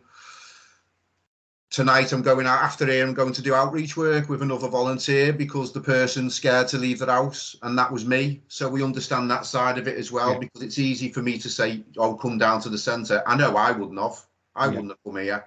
So we try and cater for everyone, and we'll go and sit in someone's house in their safe place with another agency, and try and carry the message and hopefully bring them down. We will pick them up as well to bring them to the centre. We try and do every single thing that we would have wanted at the end of our using. We're not here to tell people what to do. We're here to show them what we did and what we do. Everyone's journey is different, you know, and we don't discriminate between drugs, whether it's alcohol, cannabis, prescription drugs, heroin, crack cocaine. For us, it's all the same pain. Whatever brought you to your knees is the worst drug. So that kind of, it's all inclusive. We don't separate anyone by what drug they used. Yes. And that's really important. We found that's really helpful. Everyone who comes here, I had 1,000 excuses not to go back anywhere. We won't give you another one. So we try and give a friendly atmosphere. Everyone's welcomed. You can just sit down. We've got loads of sofas. You know, we've been really blessed to get this place. The trustees have worked so hard to get this building, especially in a pandemic. Everything was against us getting funding, and we got it. And now Lichfield District has got somewhere where people can go, and we've been inundated with self-referrals, so people can self-refer. Family members can self-refer them. We will do outreach work, like we said. We offer 7-day phone support as well. Okay. So we try and cater for every single thing. So yeah, we're in Lichfield. We do multi-agency support. We think it's so important, everyone working together. You know, it's not, we're not interested in who gets the credit. We will signpost to BAC. We help people do their pre-rehabs. We offer them Zoom meetings because a lot of them haven't got data. So we offer them so they can do the Zoom meetings, which helps their process in getting into rehab. We take people to their first NA or AA meeting, which, you know, the fellowships are 7 days a week. There's meetings every day in Staffordshire now. A lot of people are very anxious about going to one of their meetings. They don't understand it. They've heard bad things about it. So we will take them if they want to. So they're not on their own when they get there. Again, we're open in the day. The fellowships are open in the evening, a lot of around here. So there's somewhere for people to go, early recovery. Multi-agency support. We have the council coming here. Housing officers bring in some of their clients. We go out and do outreach with mental health teams, social services. I think we're working with 26 agencies at the moment doing outreach work. Wow. So yeah, solution focus groups we do twice a day, every day. So 1 in the morning, 11 till 12, and then a 1:30 till 3 o'clock, and a Saturday morning group as well. So yeah, we've just been a year. We just celebrated a year as a charity, and we've had the building now for 4 months. That's absolutely awesome, there, Pete. You know, my hat is completely off to you to, you know, start such a venture. You know, in the mid of a pandemic. You said May 2020. That's when people was just in the process of not even getting their hats on. But you decided that you were you were gonna go and start your own organization. So, you know, well done to you. I'm intrigued. You know, I can see, you know, a lot of passion. You know, you've been there. You know what needs to be done. And I suppose there's must be so many people out there that have overcome addiction, but never go and start their own organizations and decide, look, this is what we're gonna do. So what was it in your mind that just said to you, like, look, you know, this I'm gonna go and do it. I'm gonna go do better way recovery. What was it? What was it in your mind? Sorry. And it was a moment. It was a moment. So for 3 years, I was just doing a normal job, and we got let go at the end of the pandemic, and I was out walking, and a lady from the IOM police office who kept in contact, she used to ring me to ask me to take people to meetings, which we did. And she asked me to speak to a lad in the back of a car, and I spoke to this lad in the back of the car, and I come off the phone call, and something inside me went, we need to do something here. And I went home and I wrote Better Way Recovery in 3 hours. And I spoke to a few people. I've done a Zoom meeting with 2 people. They said, we think it's a great idea. And then all the trustees were people that had met in me 5 years on my journey, family members, friends who were in addiction and then in recovery. And we started speaking to every single person we could. And do you know what? Do you know one thing I will say? That we haven't had one person who's not engaged with us. Everyone has embraced us, from the commissioner to the addiction centre to the police to social services. Every single person we've come into contact with, we go, we need this, we need this. So we had no obstacles. Yes, we had a pandemic, which everything took longer, but we had that desire. Like you said, you know, I've spent times in prison. I've mental health institutes. I tried to kill myself. The police saved me life. I went through a rehab, all the horrible stuff, depression, anxiety, PTSD, all you can think of, the normal stuff really for an addict, and survived it. So we can pass all that horrible stuff now, can be passed on to help other people get through their journey. And it's working, because it's needed. So yeah, it was one person in the back of a police car, and I just said to him, I've sat in that police car, I know what it's like. And then want to come off that, I knew what we had to do. I just knew. No, what do you see as do you have kind of set goals for the future? And I know that, you know, kind of funding is only available for maybe 12 months to 3 years, but do you kind of have objectives and goals? And would you ever consider bringing on any professional support workers, or do you always want to keep it just people who have been through recovery? So yes, because we're so new and this has happened so quick. It's you know, and how people have embraced it. You know, one thing we'd love to have, because this district, the Burton Addiction Centre's got 3 recovery houses for people who've been through the treatment centre. Yeah. And what we found at this stage is, if anyone is homeless, because we've had people come in and the only housing that they could offer them was in Birmingham, and it was active, and in Burton, and it were active houses, and that's setting people up to fail. Yeah. You know, so I was and some of the people, there's a lad, he's 100 days clean off crack cocaine. And they put him in a house where every room in that house was using. He was here every day. He was getting the bus here every day. But that could have gone so wrong so quickly. Yeah. You know, he's just got his own flat now off the council, and he's got a room for his daughter. So there is good stories, but for everyone like that, there'll be 10 that will relapse. I know I wouldn't have been able to stay in a house like that. Not a chance without using. Yeah. So that's one of our main goals. As a new charity, we could only source 1 year's funding to start with, because we had no financial history or outputs or outcomes. Yes. But the lottery has invited us, because they love what we're doing, to put in for 3 to 5 years. Yeah. At the next one, and the public health statutory, we're talking to them about possible little pots of funding for paid wages and stuff like that. So yes, we did have a vision, but it's gone so quickly and so fast, and and so well, it's gone better than anything. I just wanted somewhere where people could come. All of a sudden, we've got a family group, and everyone wants to support us. It's unbelievable. It's overwhelming. It really is. Yeah. No, that is that's awesome. That's testament as well to good work. Good work done well. Yeah. Exactly. Yeah, well, do you know what? Addicts were resilient people, and I used to go and get drugs. So, and I could magic drugs up out of nowhere, kind of thing, if I really wanted them. So, we can use that determination for a good cause now. The innovation and creativity transferable skills. Now turn to this. You're going to be flying, aren't you? You're going to be absolutely flying. I was going to say, have to move on now, though, Tess. Oh, okay. Just last sorry. point. Yep. I was going to say, just as well in terms of the working with the preventative side, getting in front of young people and children, and that's an area that we work in a lot. We do a lot of stuff around county lines and working with young people that are being exploited. And one of the issues is obviously the big issue.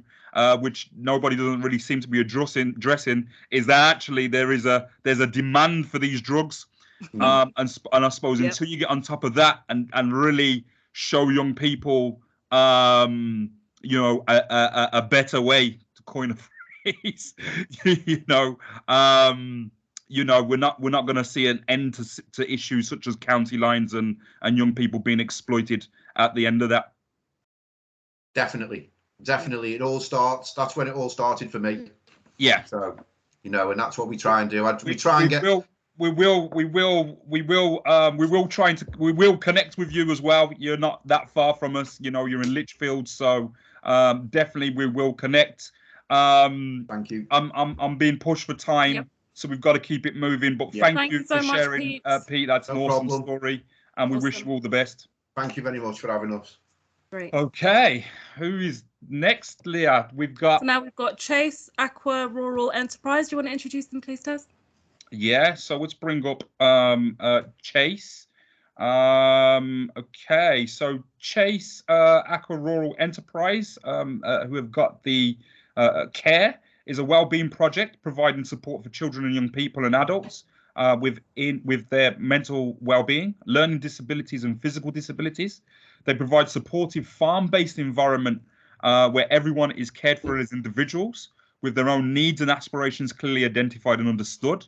All their activities are linked to nature and include animal care, arts and crafts, gardening, woodcraft, cookery, conservation, willow weaving, and many more.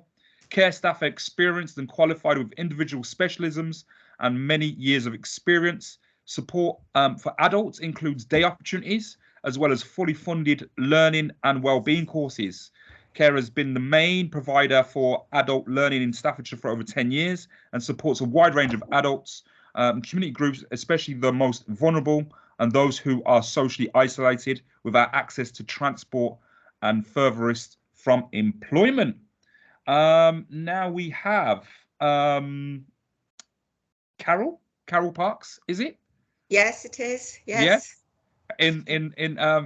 Ready for us? So yeah, do you just want to tell us a little bit more about your organisation and what it is that you do down there at CARE? Yeah. Okay. Thank you. So lots that you've already mentioned there, and I think just following on from some of the other presentations that I've been listening to, just to mention that we're not specifically specialist within the drugs or alcohol recovery side of things, but we do tend to specialise with mental health, and all of those complexities come into a lot of the issues that we see. So CARE has been going for about 11 years, and we were sort of formed mainly by myself at the time, following the demise in many ways in Staffordshire of the youth service. So I've been involved with young people in the youth service, particularly detached, in a detached capacity, actually out on the streets for perhaps the previous 17, 20 years. And we sort of felt that there was a lot of space that needed to be done, a lot of opportunity that needed to be provided, as a safe place to re-engage with young people, to try and build trust, to show them different sides to the environment, and that there were people out there to support.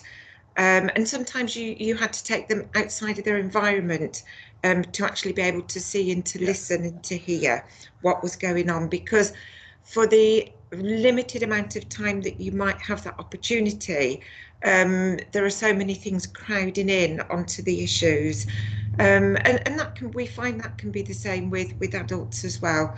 So we're very fortunate, a little bit like Pete was saying, we created a space here, a care farm at Penkridge, so we're well placed for sort of most of Staffordshire and South Staffs, and we're very lucky that it's a lovely environment to be in. So we're surrounded by fields, nature, birds, we've got animals, and lots and lots of time.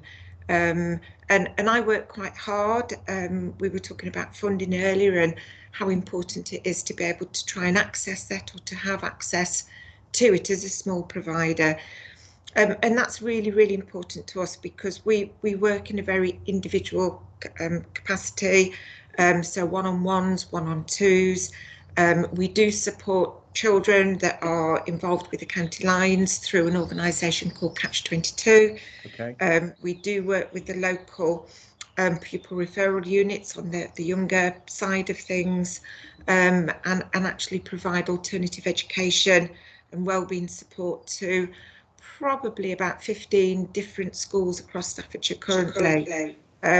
So that's sort of like on the young people's side. And then with the older adults, we actually look for funding and work and have to support referrals, self-referrals, again, like Pete was saying, and referrals in from other network partners, so through the community mental health teams, through other referring organisations, sometimes through social prescribers.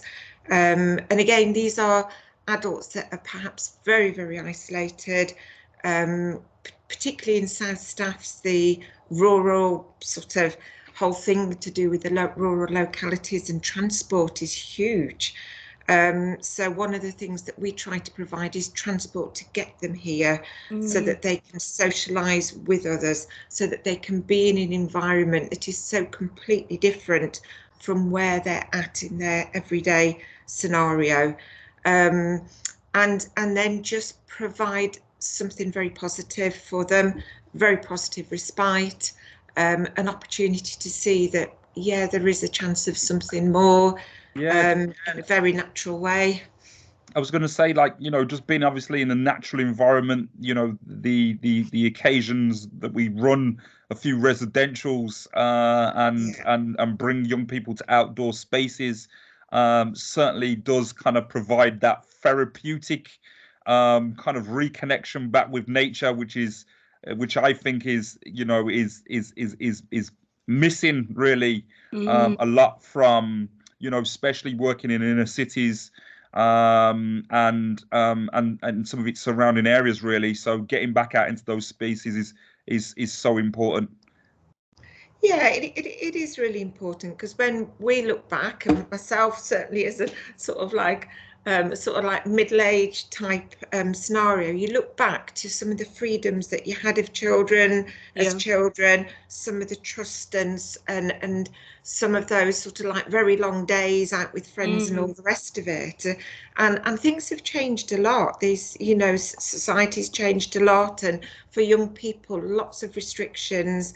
And obviously with all the online stuff they have now, so any opportunity to re-engage them in something that's perhaps a bit more holistic is great, and it gives them ideas as well. It builds trust. It sort of it helps them to see further than the immediacy of what's right in front of them, particularly when it's maybe chaotic, particularly when it's maybe very sort of intense. So yeah, there's an organisation actually in Leicester called Urban Equestrian Academy, and it's actually a guy who's opened up, similar to yourself, a facility in the countryside specifically to help inner city children experience being in the countryside. And exactly as you said, it's to let them understand that their current situation is not the extent of what's possible for them or accessible for them.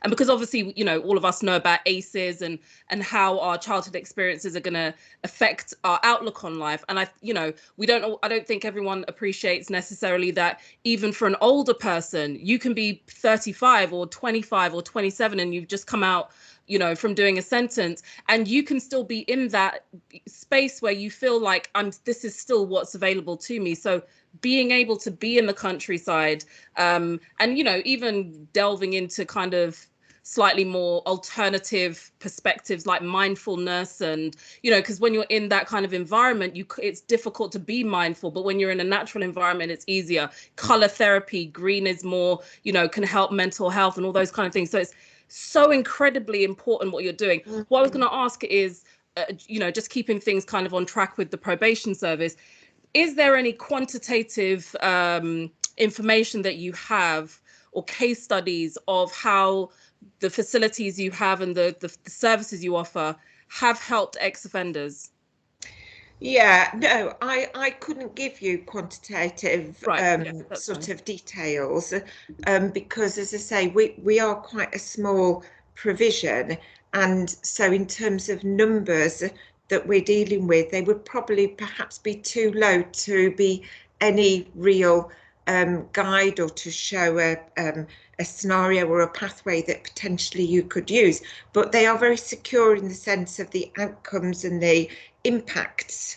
So for us, we deal a lot with impacts of the interventions that we can provide, rather than sort of like numbers or what have you, but sort of in terms of qualitative statements, then certainly yes, there's a lot that are built around the life-changing, the sort of like the journeys in the way that the lifestyle choices are altered after exposure to and an opportunity to actually be based or referred to a provision like ours. So mindfulness is very big to us. I mean, we find that we do a lot of sort of dealing with and coping with anxiety and stress courses online, so that during lockdown we actually had the challenge of how to still provide what we do in from a rural aspect during COVID. So we had to put a lot online. And one of our members of staff is a psychotherapist. So we were able to put together a lot of really helpful support tools to make them available to everybody out there, irrespective. So that was really good opportunity as well. Excellent. Okay. Carol, we are going to have to move on. Ted, did you want to ask any questions before we let Carol go? No, I didn't have any questions. Just to thank Carol for her input. Thank you very much. And thank you for for being here today. And we've got we're going to share the details anyway with everybody. Okay. And I know that people are having to leave and people are still coming and going at the moment, and it was always that people can check in and check out. It's a long day. We know, but we are going to be recording. We have been recording everything, and so we will be making shorter videos available of different organisations that have spoken here today as well. So and it's brilliant to know that an organisation like yours exists that can be accessed by the probation service to offer that alternative provision that's not very accessible to a lot of people. So it's awesome that you're there for them. Thank you. Excellent. Thank you. So we're going to introduce the next organisation that's going to share their work with us. So now we're going to hear from DWRM Consultants. So DWRM works with universities to offer a much wider range of degree courses than are usually available to students in prison. They focus on the provision of study materials, tuition, and greater participation in a learning community to effectively engage students. They bring both expertise and relevant experience of studying in prison and on release, with a well-established reputation for providing excellent support to students through advocacy, self-skill training and coaching. Their unique blend of lived experience combined with professional and academic expertise means they can provide relevant support tailored to individual needs. DRWM bridge that gap by providing post-release support to enable students to attend college or university campus, to complete their degree, or to start vocational training. They also provide employability skills to support people into work with a particular focus on digital skills. And we are going to be hearing from Ruth McFarlane or Dan White, or both. Are we going to tag team this presentation? Hello, oh, it's just Ruth. Hi, Ruth. Hello. I'm afraid it's just me. Oh, you're more than enough. It's Ruth. You are more than enough. I am really sorry that Dan isn't here. Unfortunately, his mum's had a fall and he's had to go and check that she's all right. So, and he really is the guy that you should be hearing from. But I'll tell you a bit more about our partnership. And I just wanted to say what an interesting afternoon it's been. Such a big variety of organisations speaking. I've really enjoyed hearing about all the different things going on and kind of finding those connections, you know, like Pete saying he set up his organisation during the pandemic, and so did we, and I was kind of nodding along with that. And as you see when you come onto our slides, our strapline, so DWRM is our initials, Dan White and Ruth McFarlane, but we decided it also stands for doing what really matters. And so of course we've got a nice link with Daventio Housing earlier, who had their strapline of people really do matter. So I've kind of really been enjoying all of those connections. So thank you very much. So Leah, you've kind of described quite a bit about our work that we do in prison, and I wanted to talk mainly about the support that we offer people sort of through the gate support, and it's kind of well, let me just say a little bit about our organisation first of all. So Dan, my business partner Dan, served a long prison sentence. He was excluded from school when he was 13, went to prison with no qualifications at all, and he's, as I say, served a long prison sentence. And interestingly, he engaged with education kind of as an act of rebellion, because he realised that wasn't what people wanted him to be doing. While he was in prison, he's completed GCSEs, A-levels, an undergraduate degree and a master's, and he was only released a year ago. So we actually established our social enterprise while he was still in prison.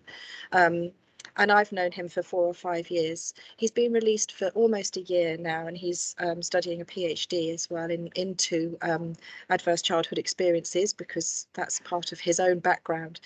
And so what we feel is that together, my background is that I've done a lot of teaching and support in pupil referral units, in secure children's homes, in prisons, with people kind of on the margins of education who haven't always fitted in and haven't always experienced support and inclusion. So what we're about is having really high aspirations for people in prison. We know that even though lots of people have had really negative experiences of education, that often belies a real intellect and ability. And so what we want to, our long-term goal is that we want to achieve really meaningful careers for people who have been to prison. So we want to help people to overcome the stigma that we know prison leavers often experience, but to be in a position where people with lived experience are influencing policy change, are recognised as respected academics and contributors and professionals who can then make a significant difference. And we feel that one of the best ways we can do that is by supporting people to be accepted into higher education, so that you know, then we're kind of breaking down a lot of barriers. So what we aim to do is, as well as the prison side of things, and like I say, I'm not going to talk about that now, but I can happily share details separately. When people are released from prison, we offer various different strands of support. So sorry, I think I've probably jumped on a couple of slides because I was forgetting to say, perhaps you could sorry, give it a nod, give it a nod. Where do you want? Yeah, so I've probably said all of that bit. Yeah. So basically, we are working with Maximus, who, and this sort of links back to, I think it was Tony was describing about how the dynamic framework works. So Maximus have a contract for provision of services under the dynamic framework, and we have like a sort of subcontract for them. So that our contract covers the West Midlands area as a whole, and also London and the Northwest and Wales, but obviously we're focusing on West Mids specifically. So that probation officers or restart advisors, DWP, can refer people, prison leavers, to us, and we can then offer a whole range of different support. So sorry, if you could flick to the next slide, please. So our support is kind of multifaceted, and so it's partly just about feeling that sense of belonging, being part of a learning community, but having people that you can draw on, people who will understand that whole process of leaving prison and what it's like. And then we offer a kind of advocacy. So say, for example, one of the people I've supported recently was wanting to apply for a college place, but he was really anxious about having that initial conversation of saying, look, I've spent some time in prison, will you accept me? What's the admissions process and everything? So we do that sort of bridging, if you like, have the conversations with the college, speak to probation, and really sort of try and create a smooth pathway for people to be making those initial applications. But we also have some of those difficult conversations about risk assessments and safeguarding and so on, so that we can establish what's the best approach for somebody in terms of their education. Once people have then started their course, so first of all, we have laptops available that we can provide on long-term loan to people. We know that people leaving prison have often got very limited digital skills because, let's face it, technology and provision in prison is woeful, and we're trying to address that. But so we can provide laptops for people when they're released, and then we provide digital skills training to get people started just on things like a video call, but also on you know, the digital skills that they might need for their study. And then we also provide sort of more bespoke coaching support. So if you could pop forward again, please.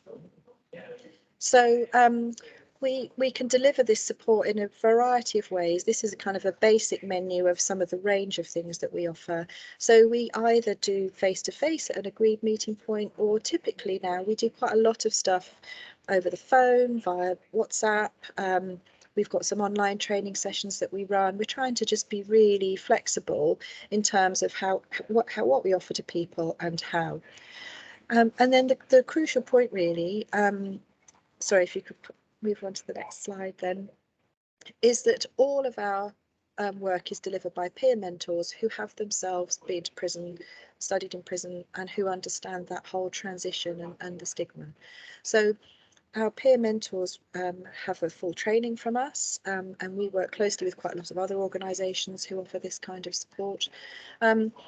And crucially, one of the things that we do is we carry out pre-recruitment checks, because we feel like that's it's often a really difficult process for people with convictions to go through those checks. And so we feel as though if they can go through that process with a supportive organisation, understand what it's like, practice some of those conversations, then that also helps for our peer, to make it easier for our peer mentors to be going and applying for jobs elsewhere. So we're kind of all about trying to reduce the stigma, enable people to have a different identity. We hate the term ex-offender. It's all about people really, and individuals.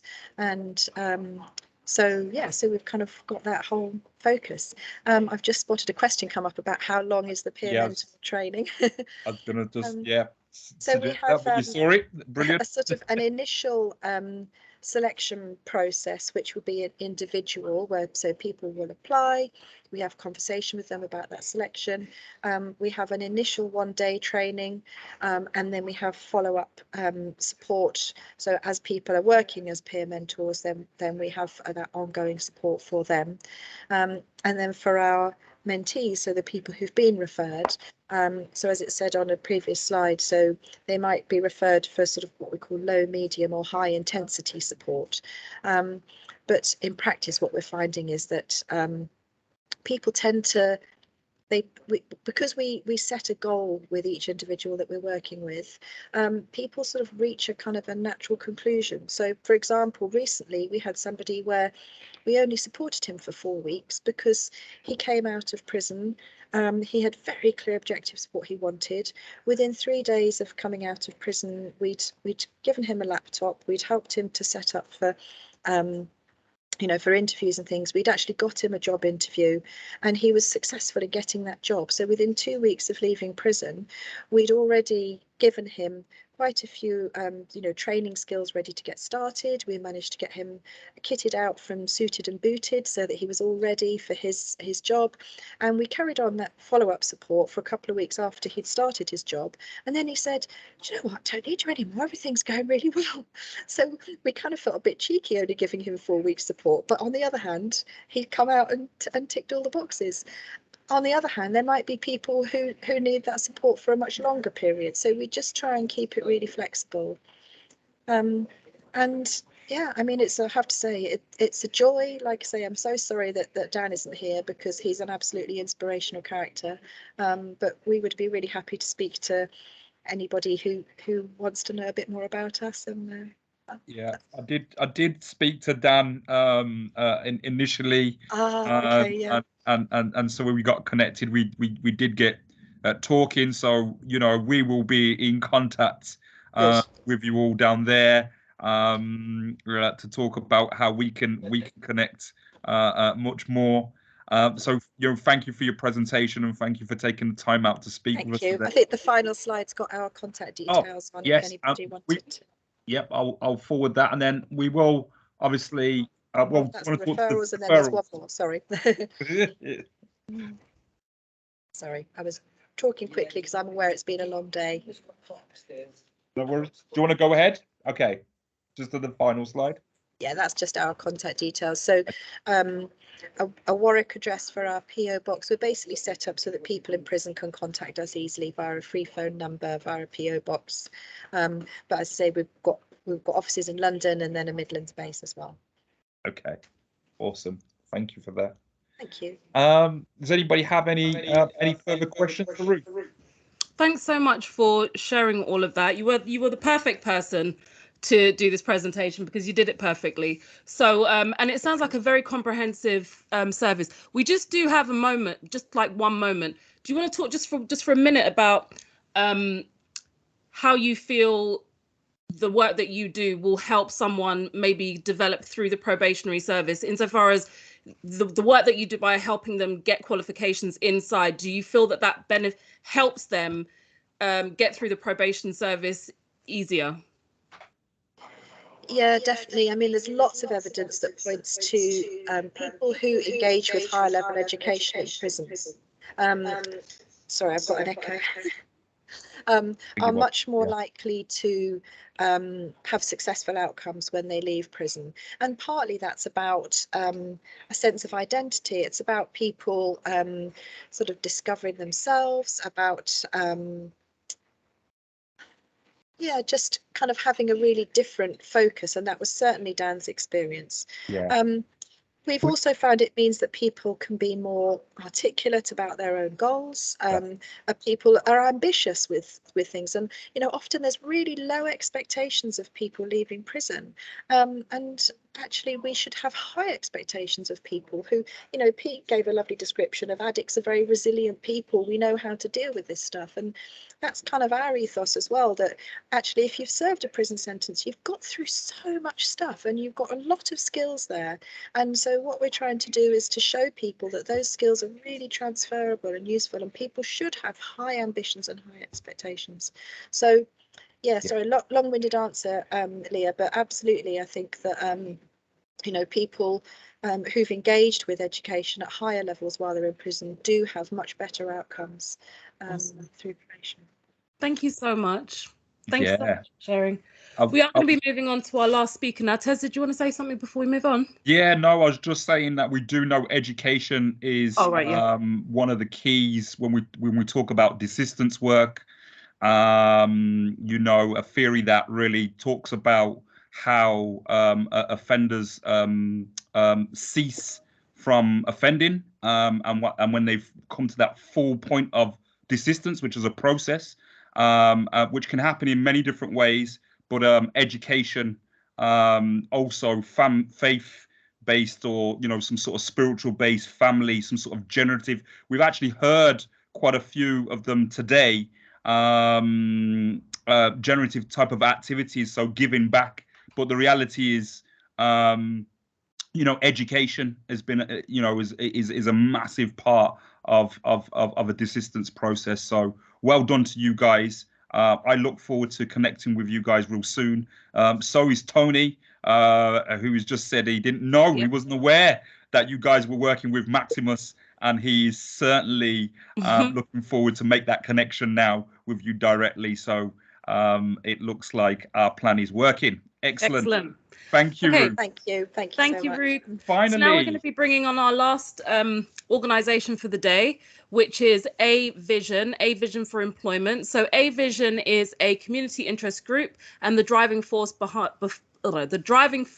for the empowerment and development of people to achieve personal and professional success. So since 2012, they have worked extensively with probationary services, providing life-changing accredited courses for those in and out of custody. Their courses and workshops inspire people to achieve employment, self-employment, and to further their education and careers. They provide services that ignite self-belief, increase mental health resilience, inspire people to achieve entrepreneurship and employment. And today we're going to be hearing from Avril Grant from A Vision. Thank you for joining us today, Avril. We can't see you though. I'm just trying to turn my actual camera on. And oh, right. I thought you were being shy. Working. Sorry, everyone. I'm not sure why. It seems like it's disabled. It's never done this before. It's okay. You can just keep talking until... yeah, sorry, everyone. Yeah, Ted has put me on last, and I'm not sure if this is a really good thing or a really bad thing. Really good thing. A really good thing. It means that we get to pull the plug when you talk too much. Fantastic. No. We're very close with Avril and A Vision, and there are good pals, so I do poke and make fun. Damien, who spoke earlier, one of the supporting organisations, or one of the supporting organisations where he got a lot of support was from Avril and A Vision. It was wonderful to see his name on the actual itinerary. Actually, I was like, "Oh, fantastic! Damien's on there." No, that's wonderful. It was an absolute pleasure working with Damien, and you know what? He made it really easy for us. I will talk about that as well. I know we're kind of short for time, so I'm just going to crack on quite quickly. Thank you. Go ahead. No problem. I can't get my camera on, so sorry, everyone. I don't know what's happening on here, so I'll just crack on. We'll blame it on Microsoft Teams. Yeah, blame it on Microsoft Teams, absolutely. Firstly, it's really great to see so many fantastic organisations on here, and Tony Cuffat, I'm sure it's yourself. I'm sure we go way back. There's only one Tony Cuffat, so hi Tony, really good to reconnect with you here, and I'd love to be able to be in contact with you after this as well.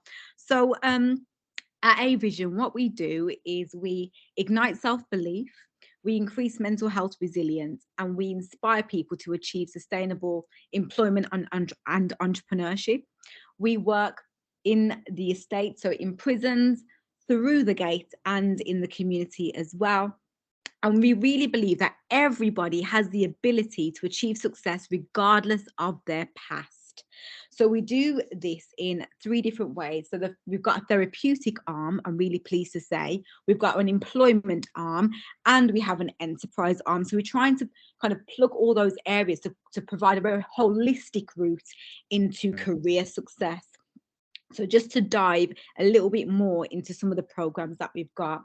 One of the main programs that we deliver in custody is our Realise Your Vision program.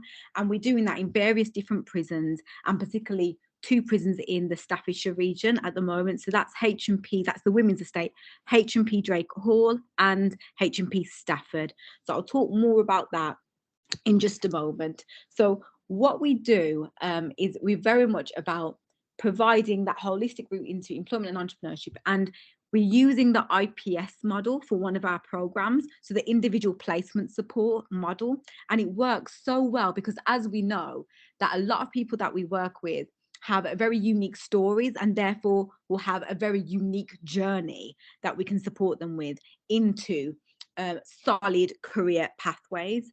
But I do believe that the therapeutic support really helps their career success become more sustainable. And it's really important that the therapeutic support comes first.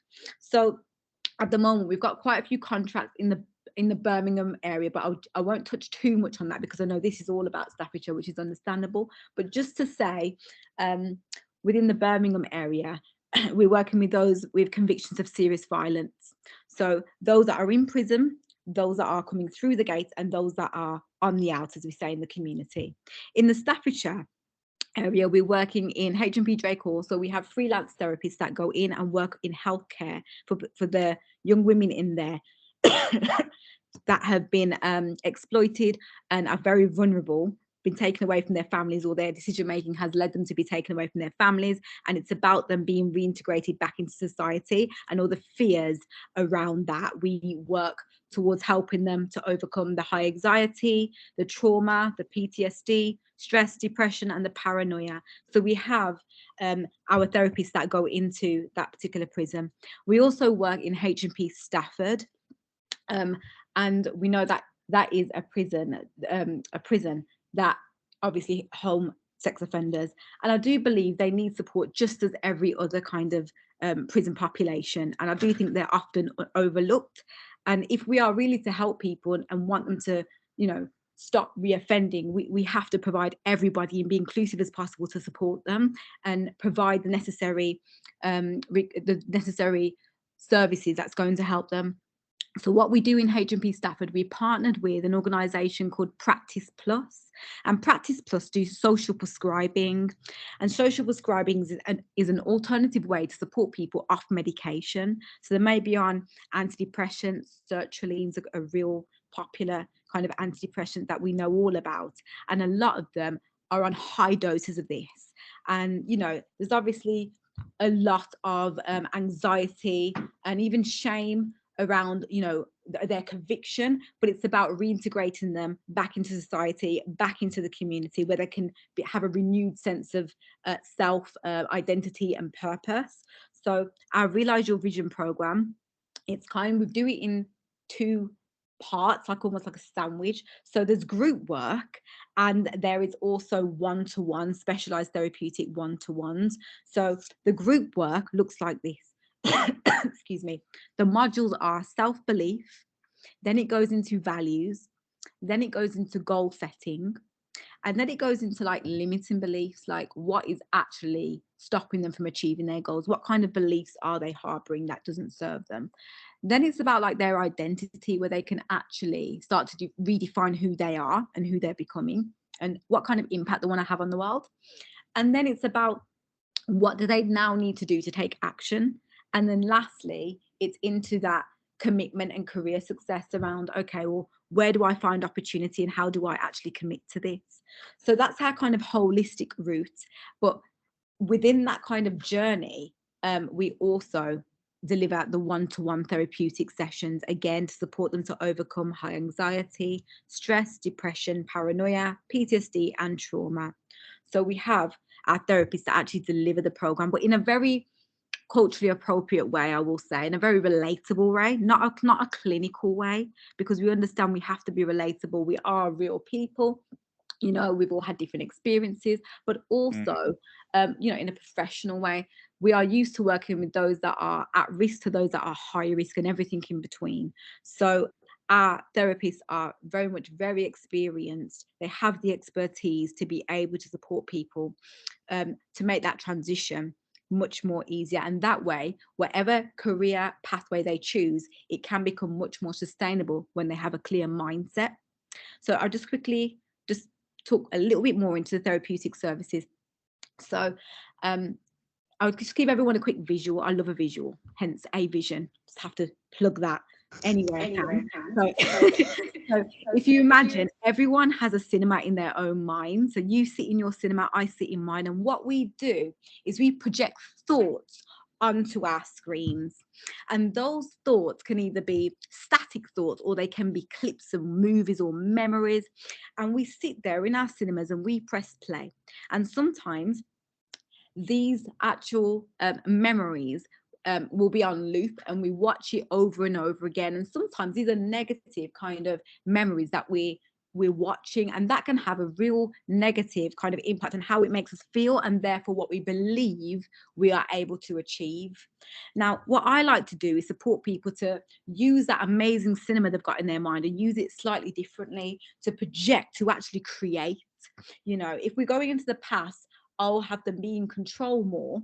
So for instance, back into that analogy of the cinema, I will kind of talk to them where the projector room is at the back of the cinema, have them go into that space where all the controls are, where they are now in control, and teach them what these buttons do that will make a difference to how these images and how these actual videos are actually represented on that screen, if everyone's still with me. And what happens is, what